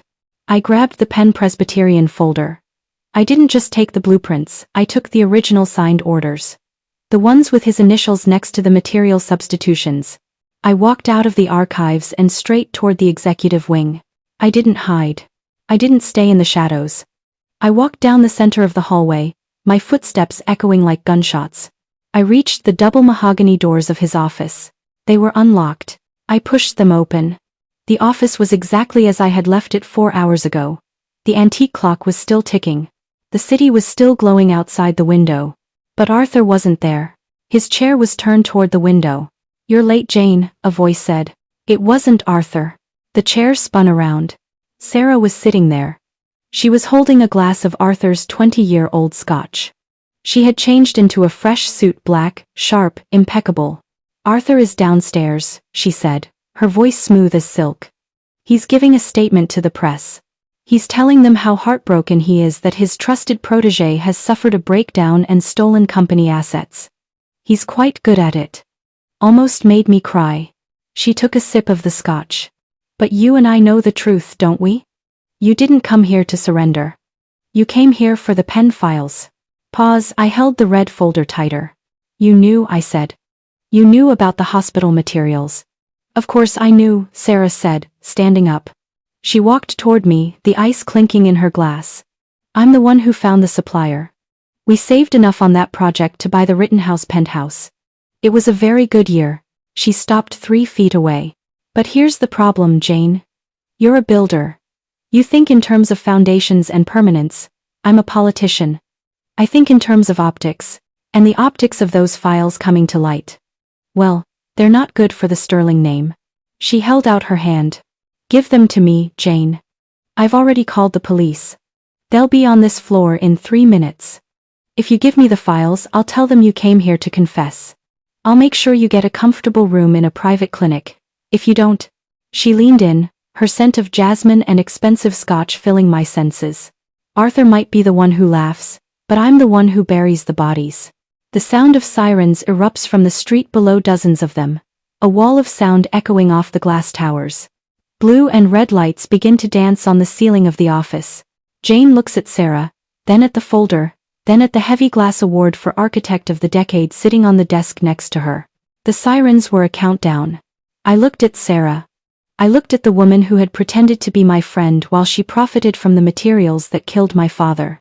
I felt a strange, cold peace. "You're right, Sarah," I said. "I am a builder." I reached out and grabbed the Architect of the Decade award. It was a solid block of crystal, heavy and sharp-edged. Sarah flinched, thinking I was going to strike her. But I didn't. I turned and hurled the award at the floor-to-ceiling window behind Arthur's desk. The sound was like a bomb going off. The triple-paned reinforced glass didn't shatter into shards. It exploded into a billion tiny diamonds sucked outward by the pressure differential. The Philadelphia wind roared into the room, a freezing, violent gale that sent the papers on the desk flying into the night. "What are you doing?" Sarah screamed, shielding her eyes from the wind. I didn't answer. I grabbed the folder and walked toward the jagged hole in the wall. 42 stories up. The city of Philadelphia was a carpet of light below me. I could see the police cars swarming the entrance, the news vans, the throngs of people. "Jane. Get away from the edge." I looked back at her. "You want the optics, Sarah? Here are the optics." I held the folder out over the abyss. "These files are the only things keeping your name clean. But a building with a rotten core can't be saved. It has to be demolished." I didn't drop the folder. I opened it. I let the wind take the pages. One by one, the blueprints, the cost reports, and the signed orders were swept out of my hands. They spiraled into the Philadelphia night, caught in the updrafts, white confetti raining down on the press, the police, and the city. "No." Sarah lunged for the edge, but the wind was too strong. She watched, horrified, as the evidence of her family's crimes scattered across 3 city blocks. I stood in the center of the storm, the wind whipping my hair, the cold biting my skin. I had lost everything. My job, my reputation, my father. I was standing on the edge of a ruined kingdom. But for the first time in 10 years, I could breathe. I looked at Sarah, who was trembling with a fury she couldn't control. "The police are coming, Sarah," I said. "But they're not coming for a distraught employee. They're coming to see what's falling from the sky." As the first police officers burst through the mahogany doors, guns drawn, they don't see a woman with a weapon. They see Jane, standing calmly at the edge of a shattered window, while outside, the night sky is filled with the falling secrets of Sterling and Co. And below, in the crowd, a reporter reaches out and catches a single sheet of paper, the substandard material order, signed by Arthur Sterling. They say that when you lose everything, you finally become invisible. But they're wrong. When you lose everything, you finally become the only thing that's real in a room full of shadows. I stood there, my toes inches from the jagged glass ledge, watching the last of the Penn Presbyterian files dance away into the dark. I wasn't afraid of the fall. I wasn't afraid of the guns pointed at my back. I felt weightless. For a decade, I had carried the stones of this building on my shoulders. I had been the foundation, the mortar, and the structural steel. Now, I was just Jane. The police officers behind me were shouting commands I could barely hear over the wind. Hands in the air. Step away from the ledge. Now. I didn't turn around. I looked at Sarah. She was huddled by Arthur's desk, her face pale, her eyes fixed on the empty space where the files had been. She looked small. For the first time, the Queen of Rittenhouse looked like a child who had broken her favorite toy. "You've killed us," she whispered, her voice a ghost of its former power. "You've killed the name." "No, Sarah," I said, my voice carrying over the gale. "I just took the roof off. People should see what they're living under." I slowly raised my hands. Not in surrender, but in a strange kind of benediction. The officers moved in, their boots crunching on the crystal diamonds of the award I had thrown. I felt the cold metal of the handcuffs snap around my wrists. It was a familiar sensation, the same weight as the gold watch Arthur had given me for my 5-year anniversary. Both were meant to keep me in place. But as they led me away, past the mahogany doors and through the darkened cubicle farm, I didn't hang my head. I looked at the desks. I looked at the empty chairs of the people who didn't know yet that their world had ended. I was a ghost walking through the blueprints of my own life. As the elevator doors open at the lobby level, the flash of 1,000 cameras blinds Jane. The press has breached the perimeter. But as the police push through the throng, a man in a rumpled suit steps out from behind a pillar. He isn't a reporter. He's holding a badge, but it's not Philly PD. It's federal. The lobby of the Sterling Tower was a cathedral of marble and hubris. Tonight, it was a circus. The air was thick with the scent of wet raincoats and the electric hum of live broadcasts. I could see the headlines already forming on the monitors above the reception desk. "Sterling scandal. The sky is falling." The police were trying to navigate me toward a side exit, but the man with the federal badge blocked the path. "Agent Vance, FBI," he said, his voice a calm, dry rasp that cut through the noise. "Miss Miller is coming with us." The lead officer frowned. "She's in our custody, Agent. Assault, destruction of property, and a missing persons report on Arthur Sterling." Vance didn't even look at the officer. He looked at me. His eyes were tired, the eyes of a man who had spent his career looking at the underbelly of great men. "The missing persons report was withdrawn 5 minutes ago," Vance said. "Mr. Sterling was found at a private airstrip in Blue Bell. He was attempting to board a Gulfstream with 3 suitcases full of bearer bonds. He's currently being detained on suspicion of racketeering and pension fraud." I felt a cold spike of satisfaction. Arthur had tried to run. He was a predator. Yes, but predators always bolt when they smell fire. "And Sarah?" I asked. Vance offered a grim, microscopic smile. "Her father's shell corporations were flagged the moment your upload hit the server in West Philly. It turns out the ghost files were quite detailed about the kickbacks to the zoning board." He stepped closer, lowered his voice. "We've been watching this firm for 18 months, Jane. But we couldn't get inside. The structures were too tight. We needed an architect to show us where the cracks were." 18 months. They had been watching while I was crying in the break room. They had been watching while my father was dying. They let it happen so they could get their big win. The anger flickered, but it was weary now. "I'm not a whistleblower, Agent," I said. "I'm the person who built the vault. I'm just as guilty as they are." "Maybe," Vance said, gesturing for the officers to hand me over. "But the DOJ has a very specific interest in people who provide the blueprints for a demolition." They led me out to a black SUV. The rain was still falling, a relentless Philadelphia soak. As the door closed, I saw Marcus. He was standing across the street, wrapped in a heavy wool blanket, leaning on his brother Leo. He saw me. He didn't wave, he just touched his hand to his forehead a salute. He was safe. Leo was safe. The dirt handlers had survived the cave-in. As the SUV pulls away from the curb, Agent Vance hands Jane a tablet. "You might want to see this." It was found in Arthur's safe at the airstrip. "It's a file he didn't put on the server. It's about your father." I didn't want to look. I wanted to close my eyes and let the darkness of the backseat swallow me. But the name Miller, Robert, was visible on the screen, glowing with a sickly blue light. I took the tablet. My fingers felt numb. It wasn't a medical record. It was a contract. A life insurance policy. I read the fine print. The beneficiary wasn't me. It wasn't my father's estate. The beneficiary was Sterling & Co., Keyman Insurance, supplemental clause. Arthur hadn't just sabotaged my father's treatment to save money. He had taken out a corporate insurance policy on my father's life, claiming him as a critical consultant to the firm. He had bet on my father's death. He had turned my grief into a line item on his profit and loss statement. The betrayal was so deep it felt like it had no bottom. It wasn't just greed. It was a profound clinical lack of humanity. To Arthur, people weren't even tools. They were just raw materials to be used, processed, and discarded for a tax credit. I looked out the window at the passing city. We were driving through Fairmount now. I could see the silhouettes of the row houses, the lights in the windows where people were tucking their children in, unaware of the monsters that lived in the glass towers downtown. He's going to get away with some of it, isn't he? I asked Vance. Men like Arthur Sterling have a lot of friends, Jane. Vance replied, his voice neutral. But he's lost the one thing he can't rebuild, his image. In this city, that's a death sentence. I don't want his image, I said, looking at the tablet. I want his hands. I want him to feel the weight of every brick he ever laid. I looked at the ghost files on the tablet's sidebar.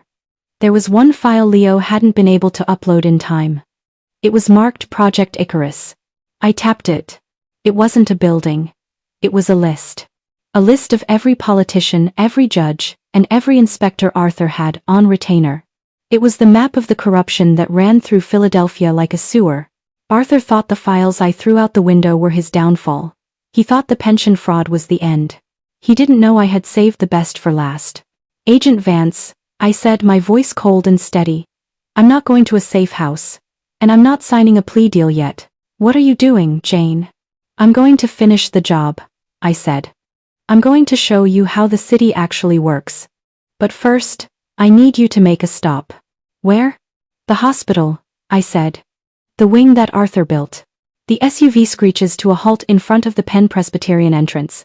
Jane gets out, still in handcuffs, flanked by 2 agents. She doesn't go to the ICU. She walks straight to the basement, to the main ventilation intake.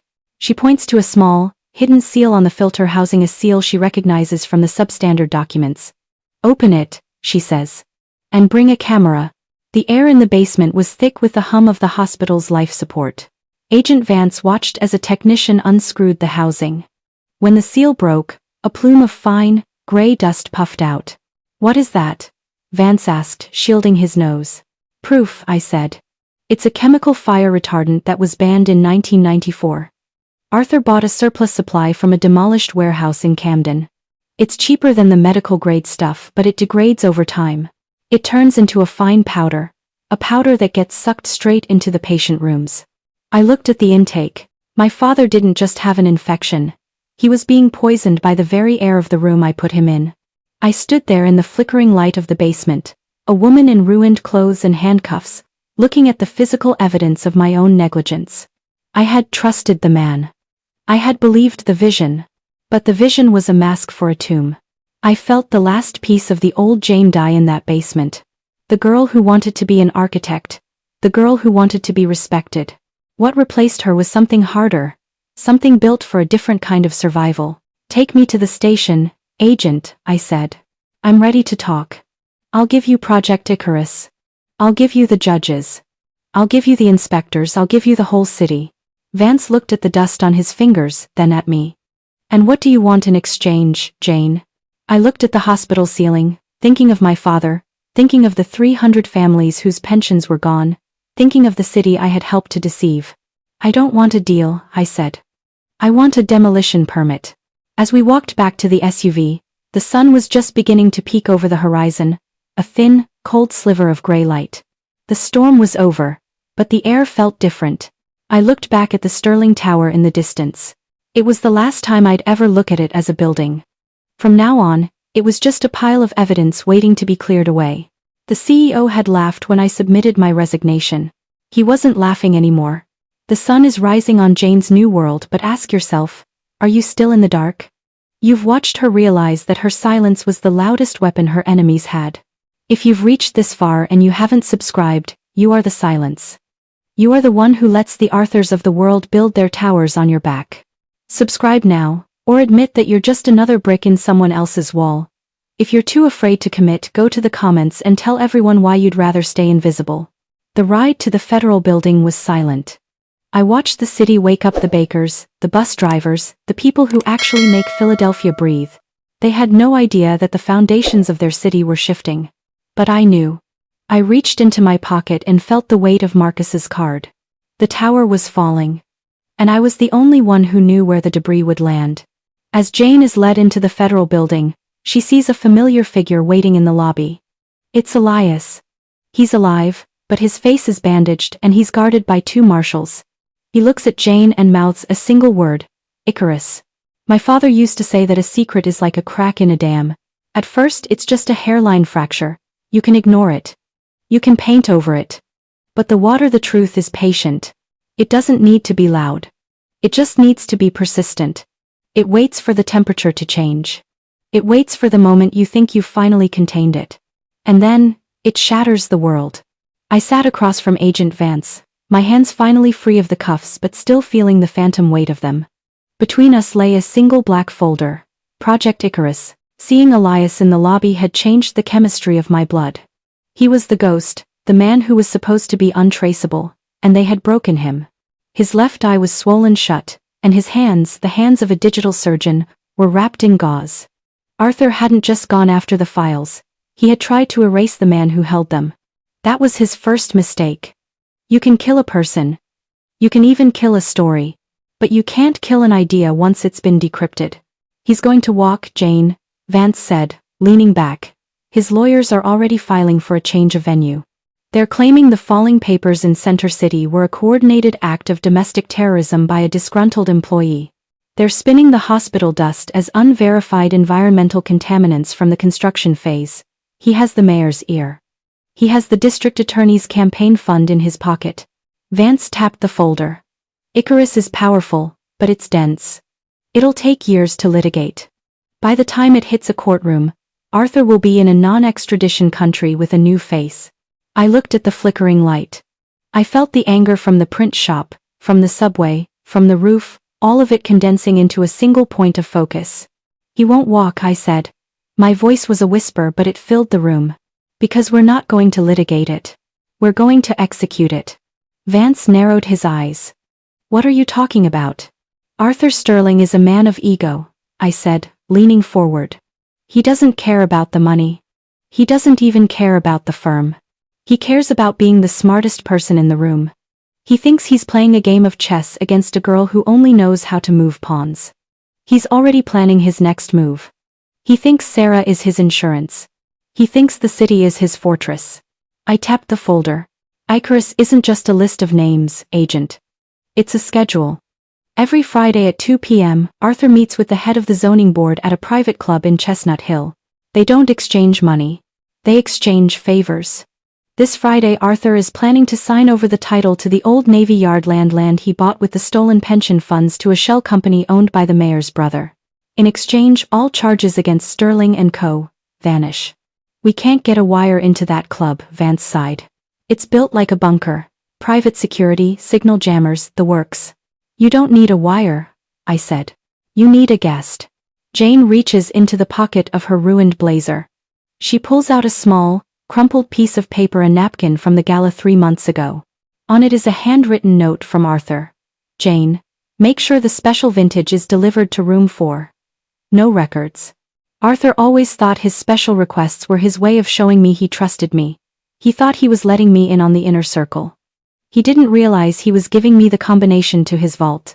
The Chestnut Hill Club uses a specific catering company, I told Vance. One that Arthur has used for 20 years. They don't check the staff's IDs if they're on the preferred list. And I happen to know exactly who is on that list because I wrote it.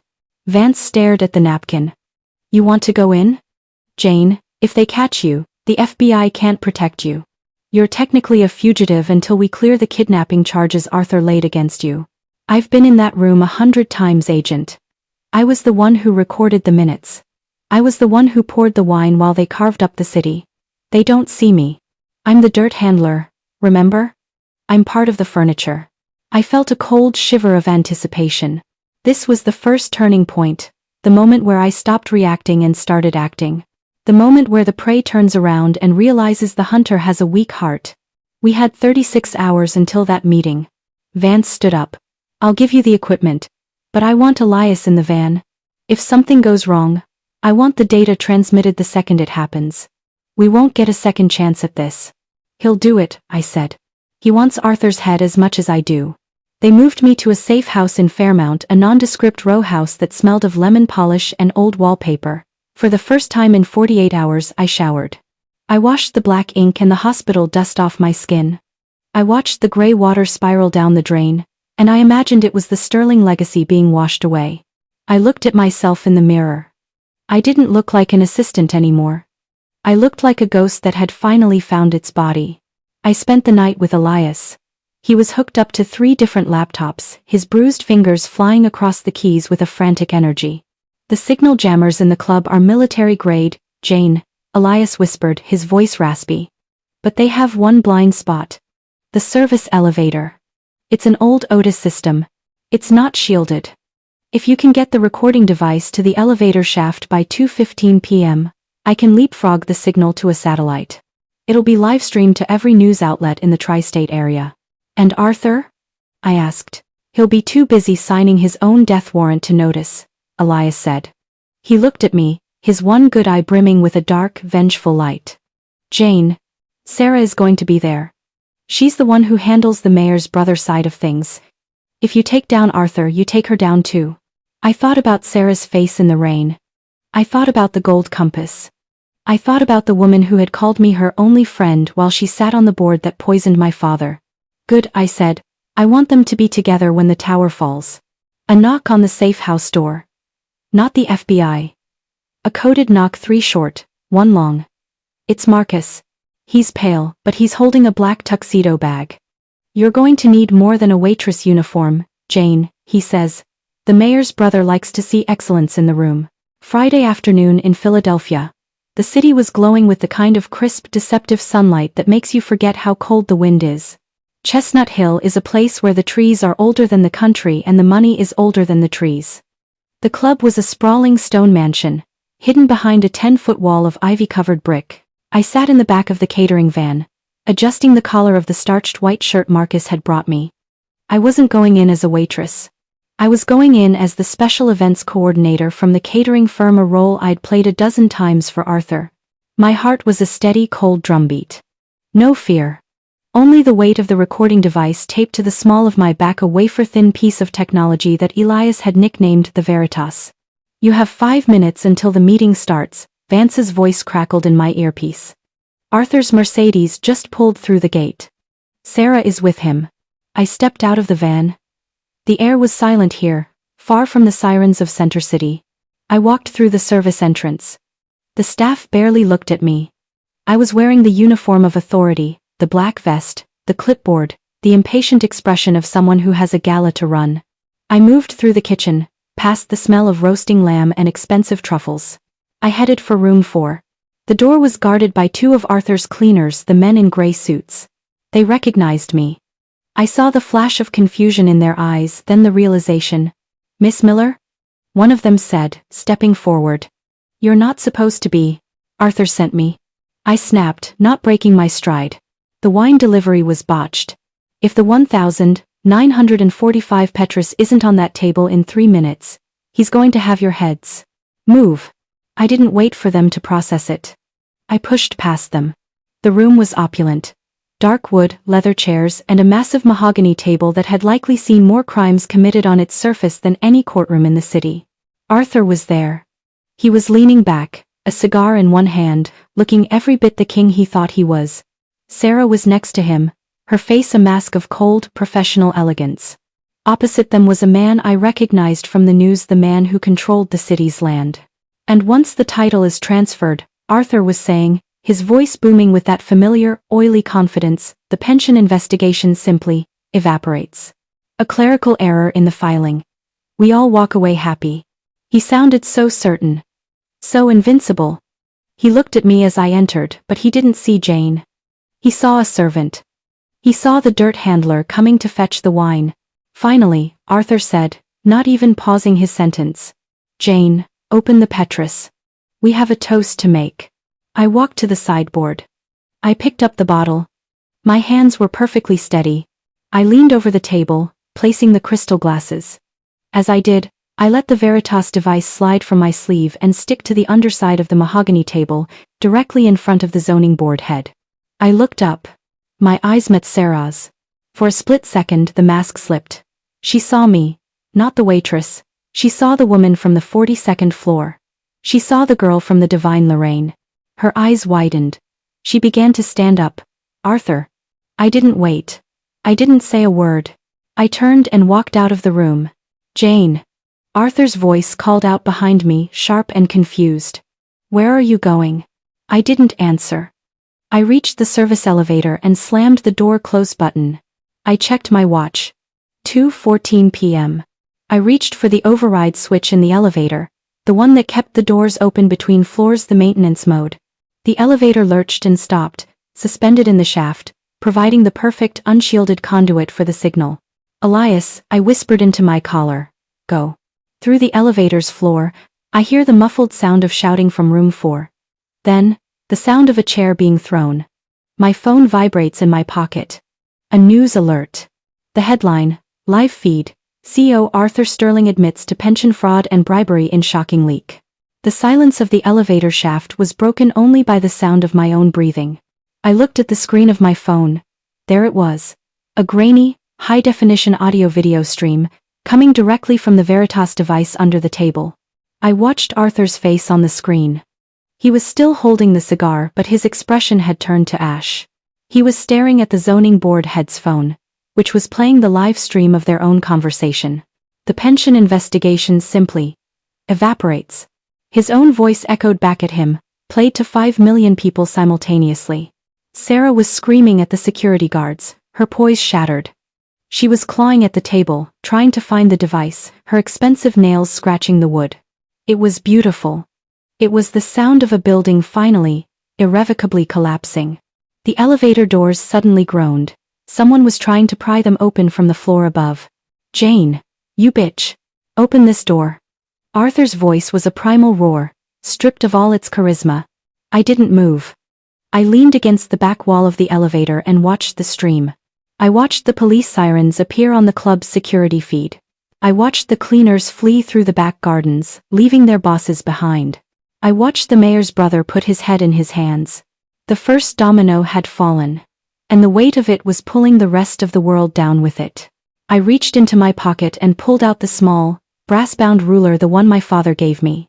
I traced the markings. Inches. Feet. Miles. The foundation was crooked, Dad, I whispered. I'm just fixing the measurements. The elevator doors above me gave way with a screech of metal. Arthur's face appeared in the gap, red and distorted by rage. He looked like a gargoyle on a Gothic cathedral. I gave you everything, he screamed, reaching down for me. I made you. I looked up at him. I didn't feel anger anymore. I didn't feel fear. I felt the quiet, empowered calm of a woman who had finally finished the job. No, Arthur, I said. You just gave me the blueprints. I'm the one who knew how to use the wrecking ball. Arthur lunges for Jane, but the elevator suddenly lurches downward. He loses his grip and falls back onto the landing as the car drops to the basement. The doors open to a sea of blue lights and Agent Vance waiting with a pair of handcuffs. But he's not looking at Jane. He's looking at the man falling down the stairs behind her. They say the most dangerous moment for a predator isn't when it's hungry, but when it's cornered. When the walls start closing in, a man like Arthur Sterling doesn't just give up. He looks for the weakest point in the cage to ram his head against. He starts trying to bargain with the shadows. I sat in the back of the FBI tactical van, watching the monitors. The Chestnut Hill Club was swarming with flashing lights. I watched on a grainy perimeter feed as Arthur was led out in handcuffs, his expensive suit rumpled, his head bowed not in shame, but in a frantic, visible calculation. Next to him, Sarah was a statue of ice. Even in the custody of federal agents, she managed to look like she was presiding over a gala. We had the recording. We had the Icarus list. But as I watched them being loaded into separate SUVs, I felt a knot of tension in my stomach that wouldn't loosen. It's too easy, I whispered. Vance looked up from his tablet, his brow furrowed. Easy? Jane, we just caught the CEO and the zoning board head on a hot mic admitting to a dozen felonies. That's a career maker.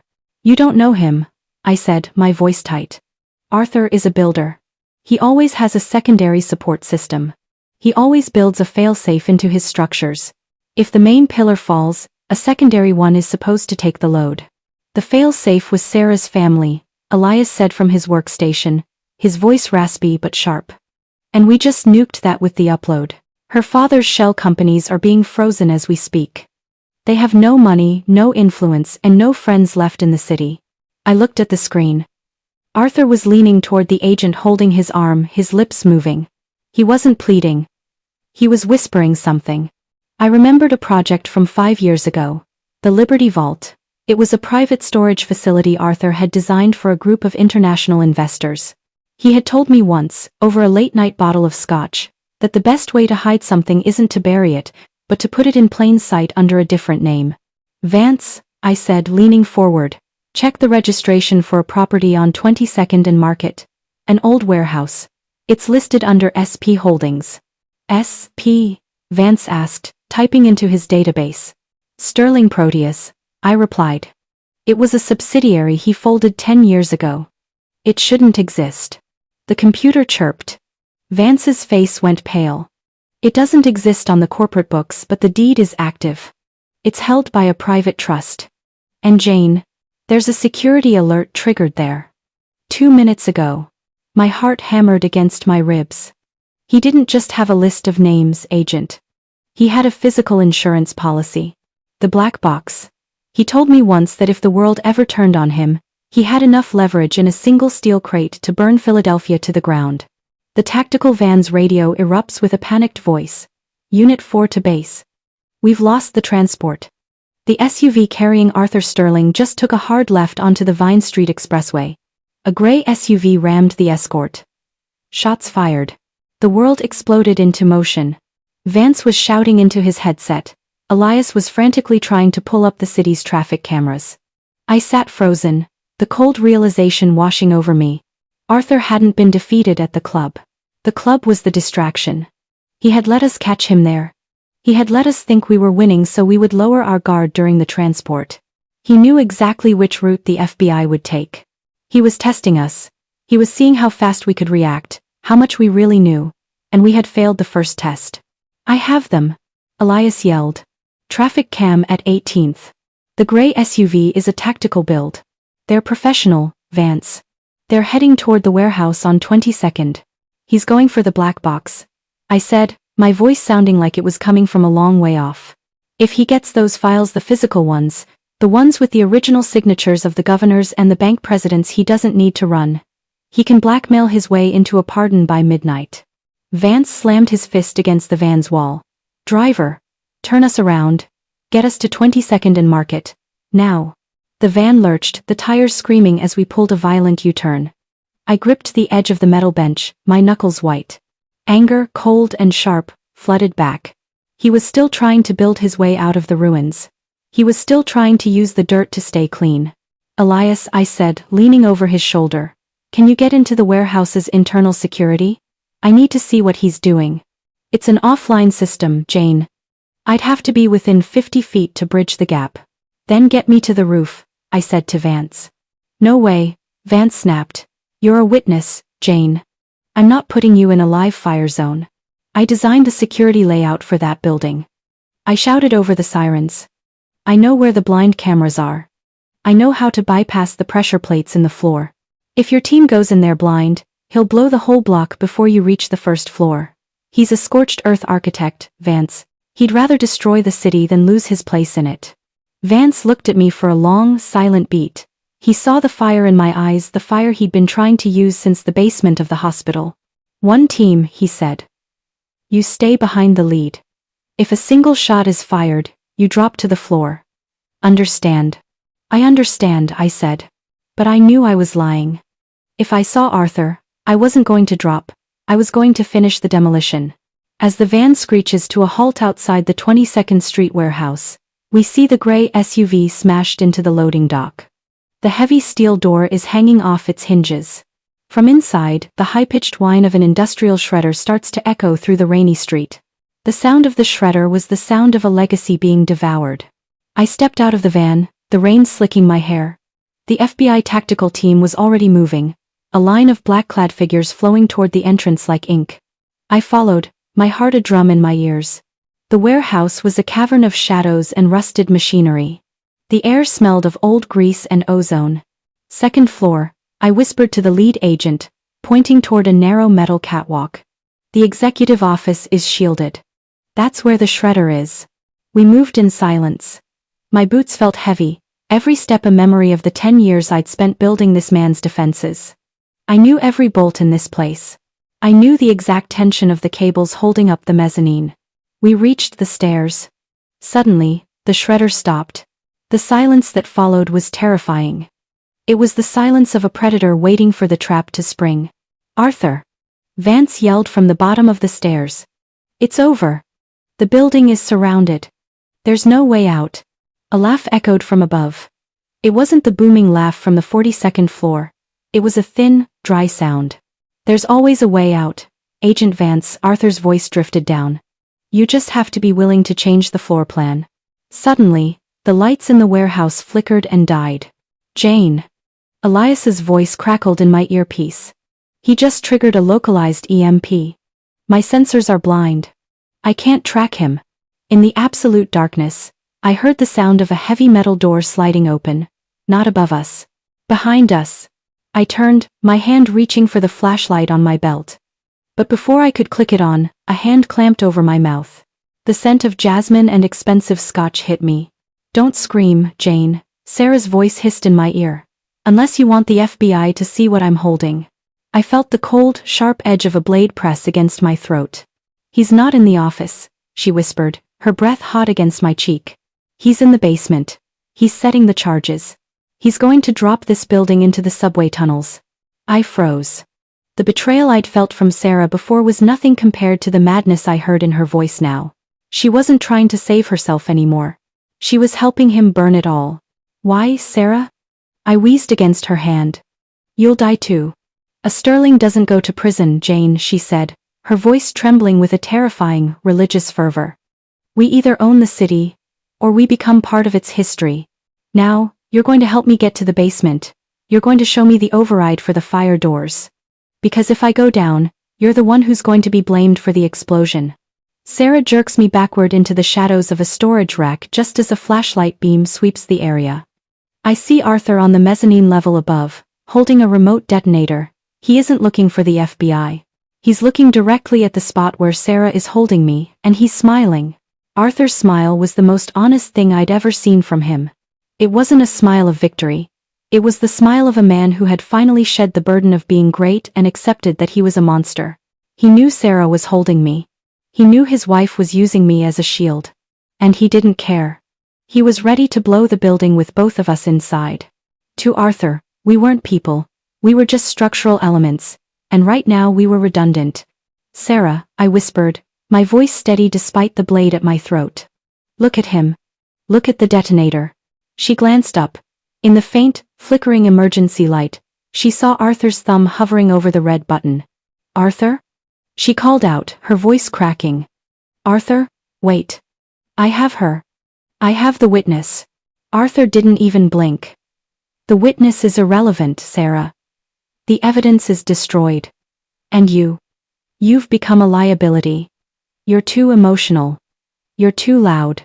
I think the narrative works better if the distraught assistant kills the loyal wife and then blows herself up in a fit of pique."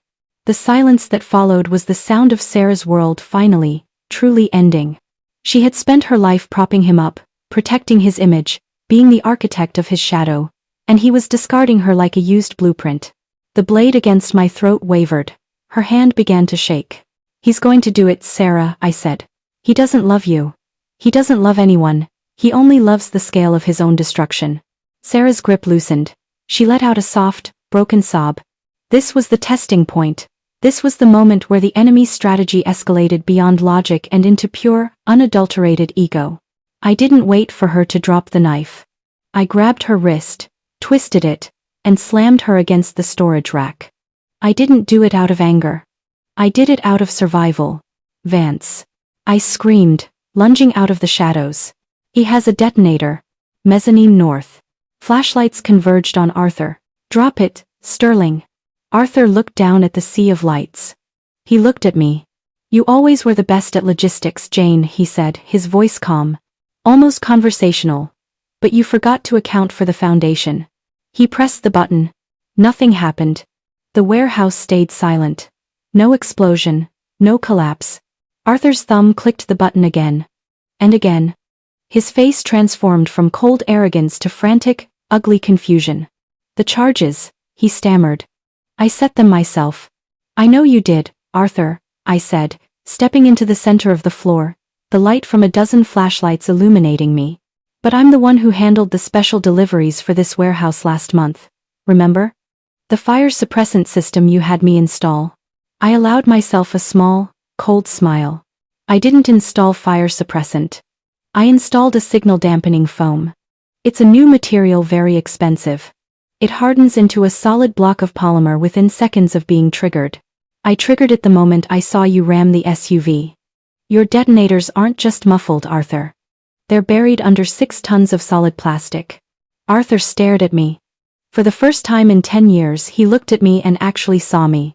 He saw the woman who had memorized his neck color, his lies, and his greed. He saw the dirt handler who had spent a month building a tomb for his last-ditch effort. The failsafe had failed. Arthur lets out a scream of rage and lunges over the mezzanine railing. Not at the FBI but at me. He's a falling tower of a man. But as he falls, the floor beneath me, the floor I knew was weakened by the EMP's surge to the old wiring, begins to groan. They say that in the final moments of a building's collapse, there is a second of absolute clarity. A point where the physics are decided, the gravity is absolute, and the outcome is inevitable. Architects call it the point of no return. I stood my ground as Arthur pulled himself up. He had fallen 20 feet, but the rage, the pure, unadulterated ego that had fueled his ascent for 40 years seemed to have cushioned the blow. His silver hair was matted with grit and oil. His bespoke suit was shredded at the shoulder. He looked like the ruin of a cathedral, grand even in its destruction, but hollowed out by the fire. He didn't look at the agents closing in with their tactical lights. He didn't look at Sarah, who was slumped against the shelving, weeping into her hands. He looked at me. You, he spat, the word thick with venom. You were nothing. A girl from a row house with a degree from a state school. I gave you the keys to the kingdom, Jane. I gave you the view from the top. No, Arthur. I said, my voice echoing in the vast, dying warehouse. You gave me the view of the bodies in the basement. You gave me the blueprints of your crimes and expected me to call it art. The floor beneath us groaned a deep, tectonic sound. The EMP had fried the ancient automated sorting system in the warehouse sublevels, and the massive, 1,000-pound steel rollers were beginning to move without a pilot, shifting the weight of the entire structure. Jane! Get out of there. Vance's voice was distant, muffled by the groan of the building. The subfloor is giving way. But I didn't move. I couldn't. I was tethered to this moment by a decade of repressed justice. Arthur lunged. He didn't move like a CEO. He moved like a cornered animal. He caught me around the waist, the sheer momentum of his desperation slamming me back against a support pillar. The impact knocked the wind from my lungs, the world turning into a blur of gray shadows and white light. If I go down, Arthur hissed into my ear, his grip like iron, I am taking the foundation with me. You are my greatest work, Jane. My final legacy. You'll be the girl who died in the rubble of Sterling & Co. I felt the cold metal of the pillar against my spine. I felt his fingers digging into my arms, and for a second, the old Jane, the loyal Jane, the girl who was afraid of his disapproval flickered. But then I felt the weight of the flash drive in my pocket. I felt the memory of my father's cold hospital room. I reached out and grabbed the emergency manual release for the mezzanine hoist, a heavy iron lever I had purposefully greased just 2 weeks prior during a routine inspection. I told you, Arthur, I whispered, my face inches from his. I know how the building works. I pulled the lever. With a thunderous crack, the 5-ton steel sorting platform suspended above the mezzanine level released. It didn't fall on us. It fell into the massive industrial shredder Arthur had been using moments before.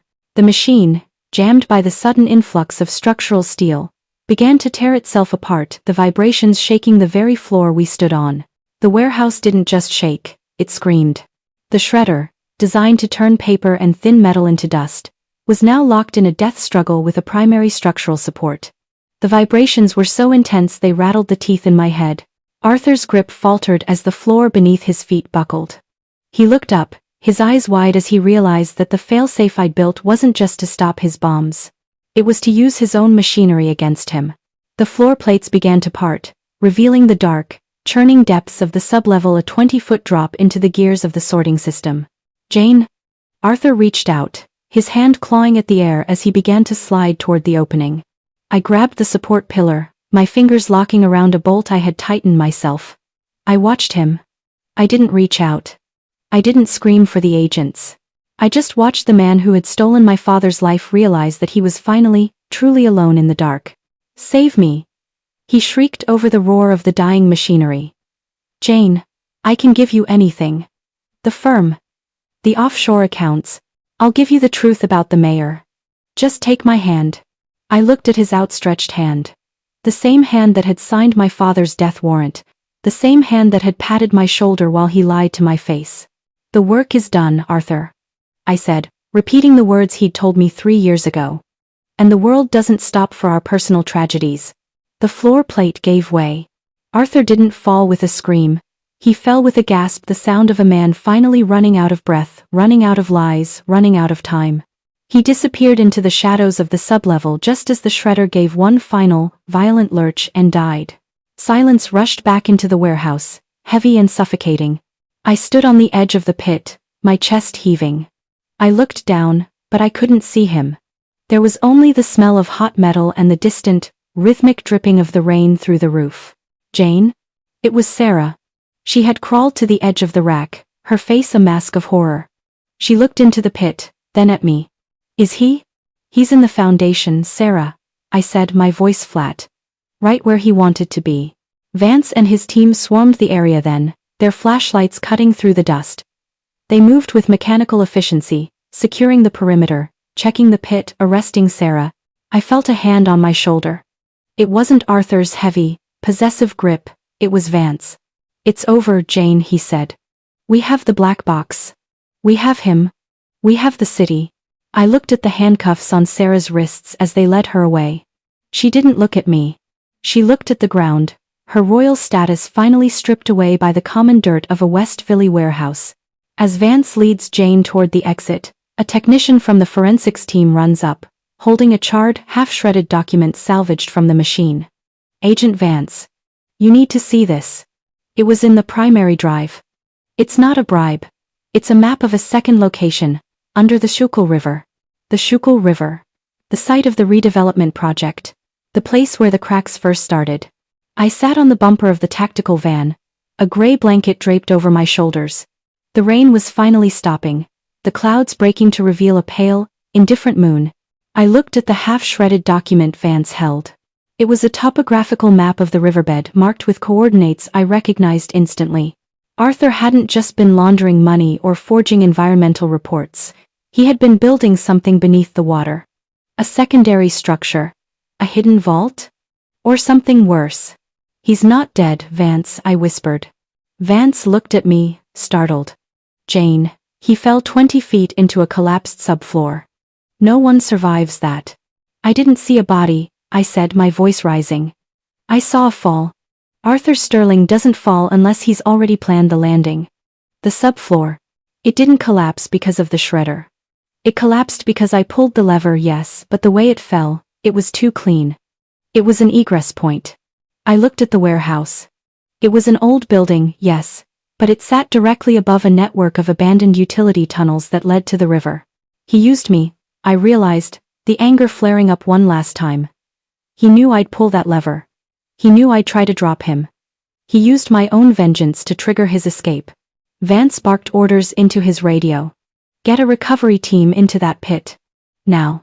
I want a thermal scan of the utility lines. If there's a heartbeat in those tunnels, I want it pinned."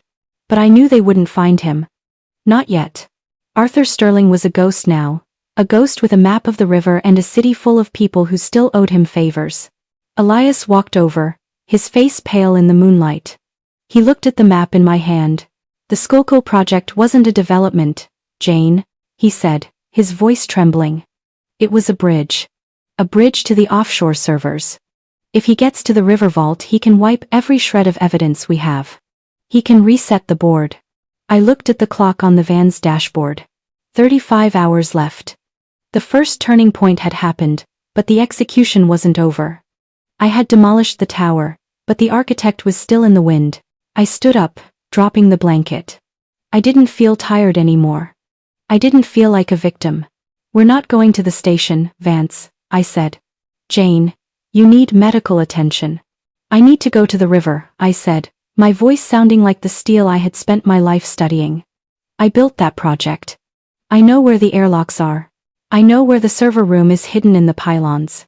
If he's going to the river, he's going into my territory now. I looked at the Sterling Tower, still glowing on the horizon. He thinks he's the only one who can change the floor plan, I whispered. But he forgot that I'm the one who drew the lines. Arthur just escaped through the cracks of his own destruction, and you're still sitting there, watching the dust settle. Are you waiting for the building to fall on you next? Jane is going to the river to face the ghost she helped create. If you don't subscribe now, you're just another bystander watching the water rise. Don't be the one who lets the truth drown. Subscribe, or go to the comments and admit that you'd rather let Arthur win. The drive to the river was the fastest of my life. The city was a blur of street lamps and shadows. I looked at my hands. They were steady. Arthur had spent 10 years teaching me how to be him. He had taught me how to think 3 steps ahead, how to anticipate the structural failure, how to exploit the weakness. He had spent 10 years building his own worst enemy. And now, under the dark, cold water of the Schuylkill, the final lesson was about to begin. As the van reaches the riverbank, we see a single, high-powered motorboat idling under the shadows of the Girard Avenue Bridge. A figure in a torn suit is climbing aboard. He looks back at the shore, and even from this distance, I see the glint of a gold watch in the moonlight. Arthur. They say water has a memory. It carries the silt of the city's past, the runoff of its sins, and the weight of everything we try to drown. The Schuylkill project was supposed to be Arthur's masterpiece, a sustainable, high-tech hub built over the water. But as I stood on the mud-slicked bank, I knew the truth. It was a tomb for the digital ghosts of Philadelphia's elite. I watched Arthur climb into that boat. He moved with a frantic, limping grace, his silhouette illuminated by the flickering orange light of a distant street lamp. He looked back once, his eyes searching the shore. He wasn't looking for the police. He was looking for me. He knew I'd be here. An architect always returns to the site of the original sin. Vance, the boat is a distraction, I whispered into my comms. He's not heading for the Delaware. He's heading for the Pylon 4 access. That's where the server cooling intake is. We're moving the harbor units into position. Vance's voice was distorted by the wind. But the current is too strong, Jane. We can't get a team onto those pylons without him seeing us. I don't need a team, I said. I looked at the maintenance catwalk stretching beneath the bridge, a narrow, rusted spine of iron. I need 3 minutes. I didn't wait for his permission. I scrambled up the embankment, my fingers digging into the wet earth. I reached the ladder and began to climb.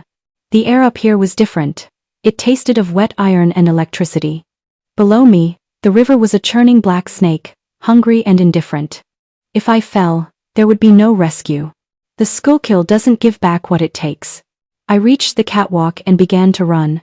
As Jane reaches the center of the bridge, a spotlight cuts through the dark. It's not from the police. It's from the boat. Arthur is standing at the helm, holding a flare gun. He doesn't aim at her. He aims at the bridge's structural cables, which are coated in the same flammable polymer used in the warehouse. You always did have a flair for the dramatic, Jane. Arthur's voice echoed over the water, amplified by a megaphone. I froze.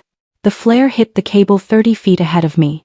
The polymer ignited instantly, a brilliant, terrifying blue flame that licked up the steel. The bridge groaned, the heat radiating toward me in a violent wave. Stay back, Jane, Arthur shouted.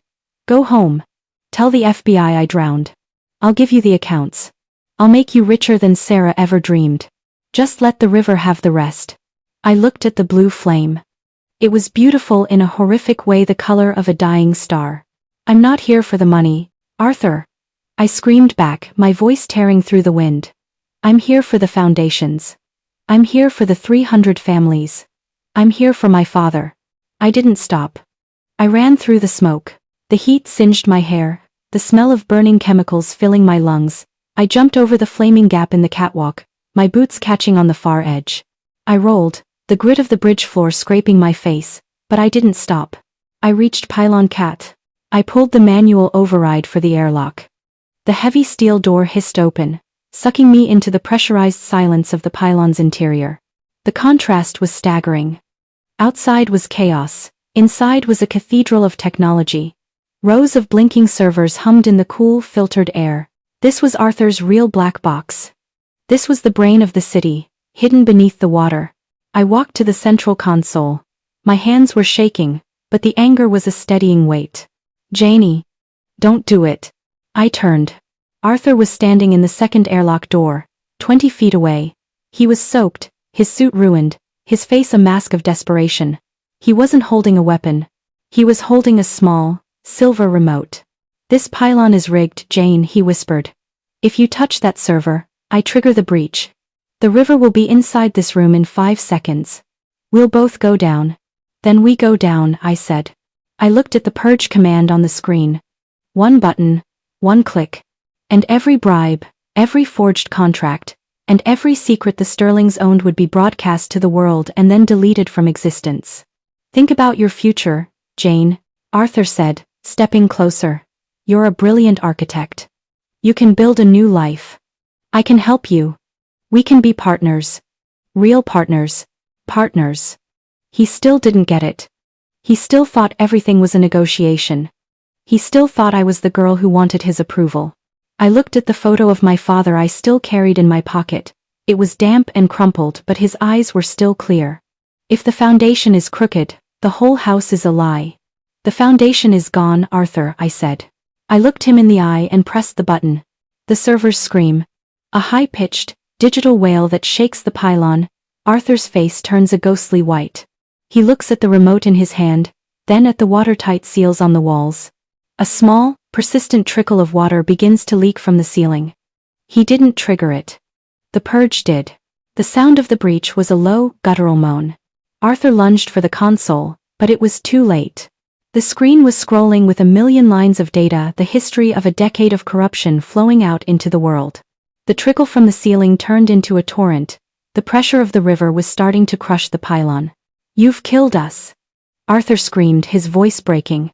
You've killed us both. No, I said. Stepping back toward the primary airlock. I just finished the demolition. The water was up to our ankles now, freezing and dark. The servers began to short-circuit, sparks dancing across the room like fireflies. Arthur didn't try to kill me. He didn't even try to reach the door. He turned toward the servers, his hands clawing at the humming boxes as if he could physically hold the secrets inside. He was a man trying to stop a flood with his bare hands. I reached the airlock. I looked back one last time. Arthur Sterling, the great architect, was kneeling in the rising water, surrounded by the flickering lights of his own crumbling empire. He looked small. He looked irrelevant. I stepped out and slammed the door. The secondary seal engaged with a heavy, final thud. I climbed the ladder back toward the bridge. Behind me, I heard a muffled underwater explosion. The pylon didn't shatter. It just settled. A slow, heavy sigh as the Schuylkill claimed its due. I reached the bridge deck. The police were everywhere now. Vance was running toward me, his face a mixture of relief and awe. Jane. You're alive. Did you get it? I handed him the small, encrypted drive I'd pulled from the console's physical backup. The tower is down, Vance, I said. I looked over the railing. The blue flame on the cable had died out. The river was calm again, the only sign of the vault being a few bubbles rising to the surface and a faint, oily sheen on the water. Arthur was gone. Sarah was in a cell. The city was waking up to a different map. I walked away from the bridge.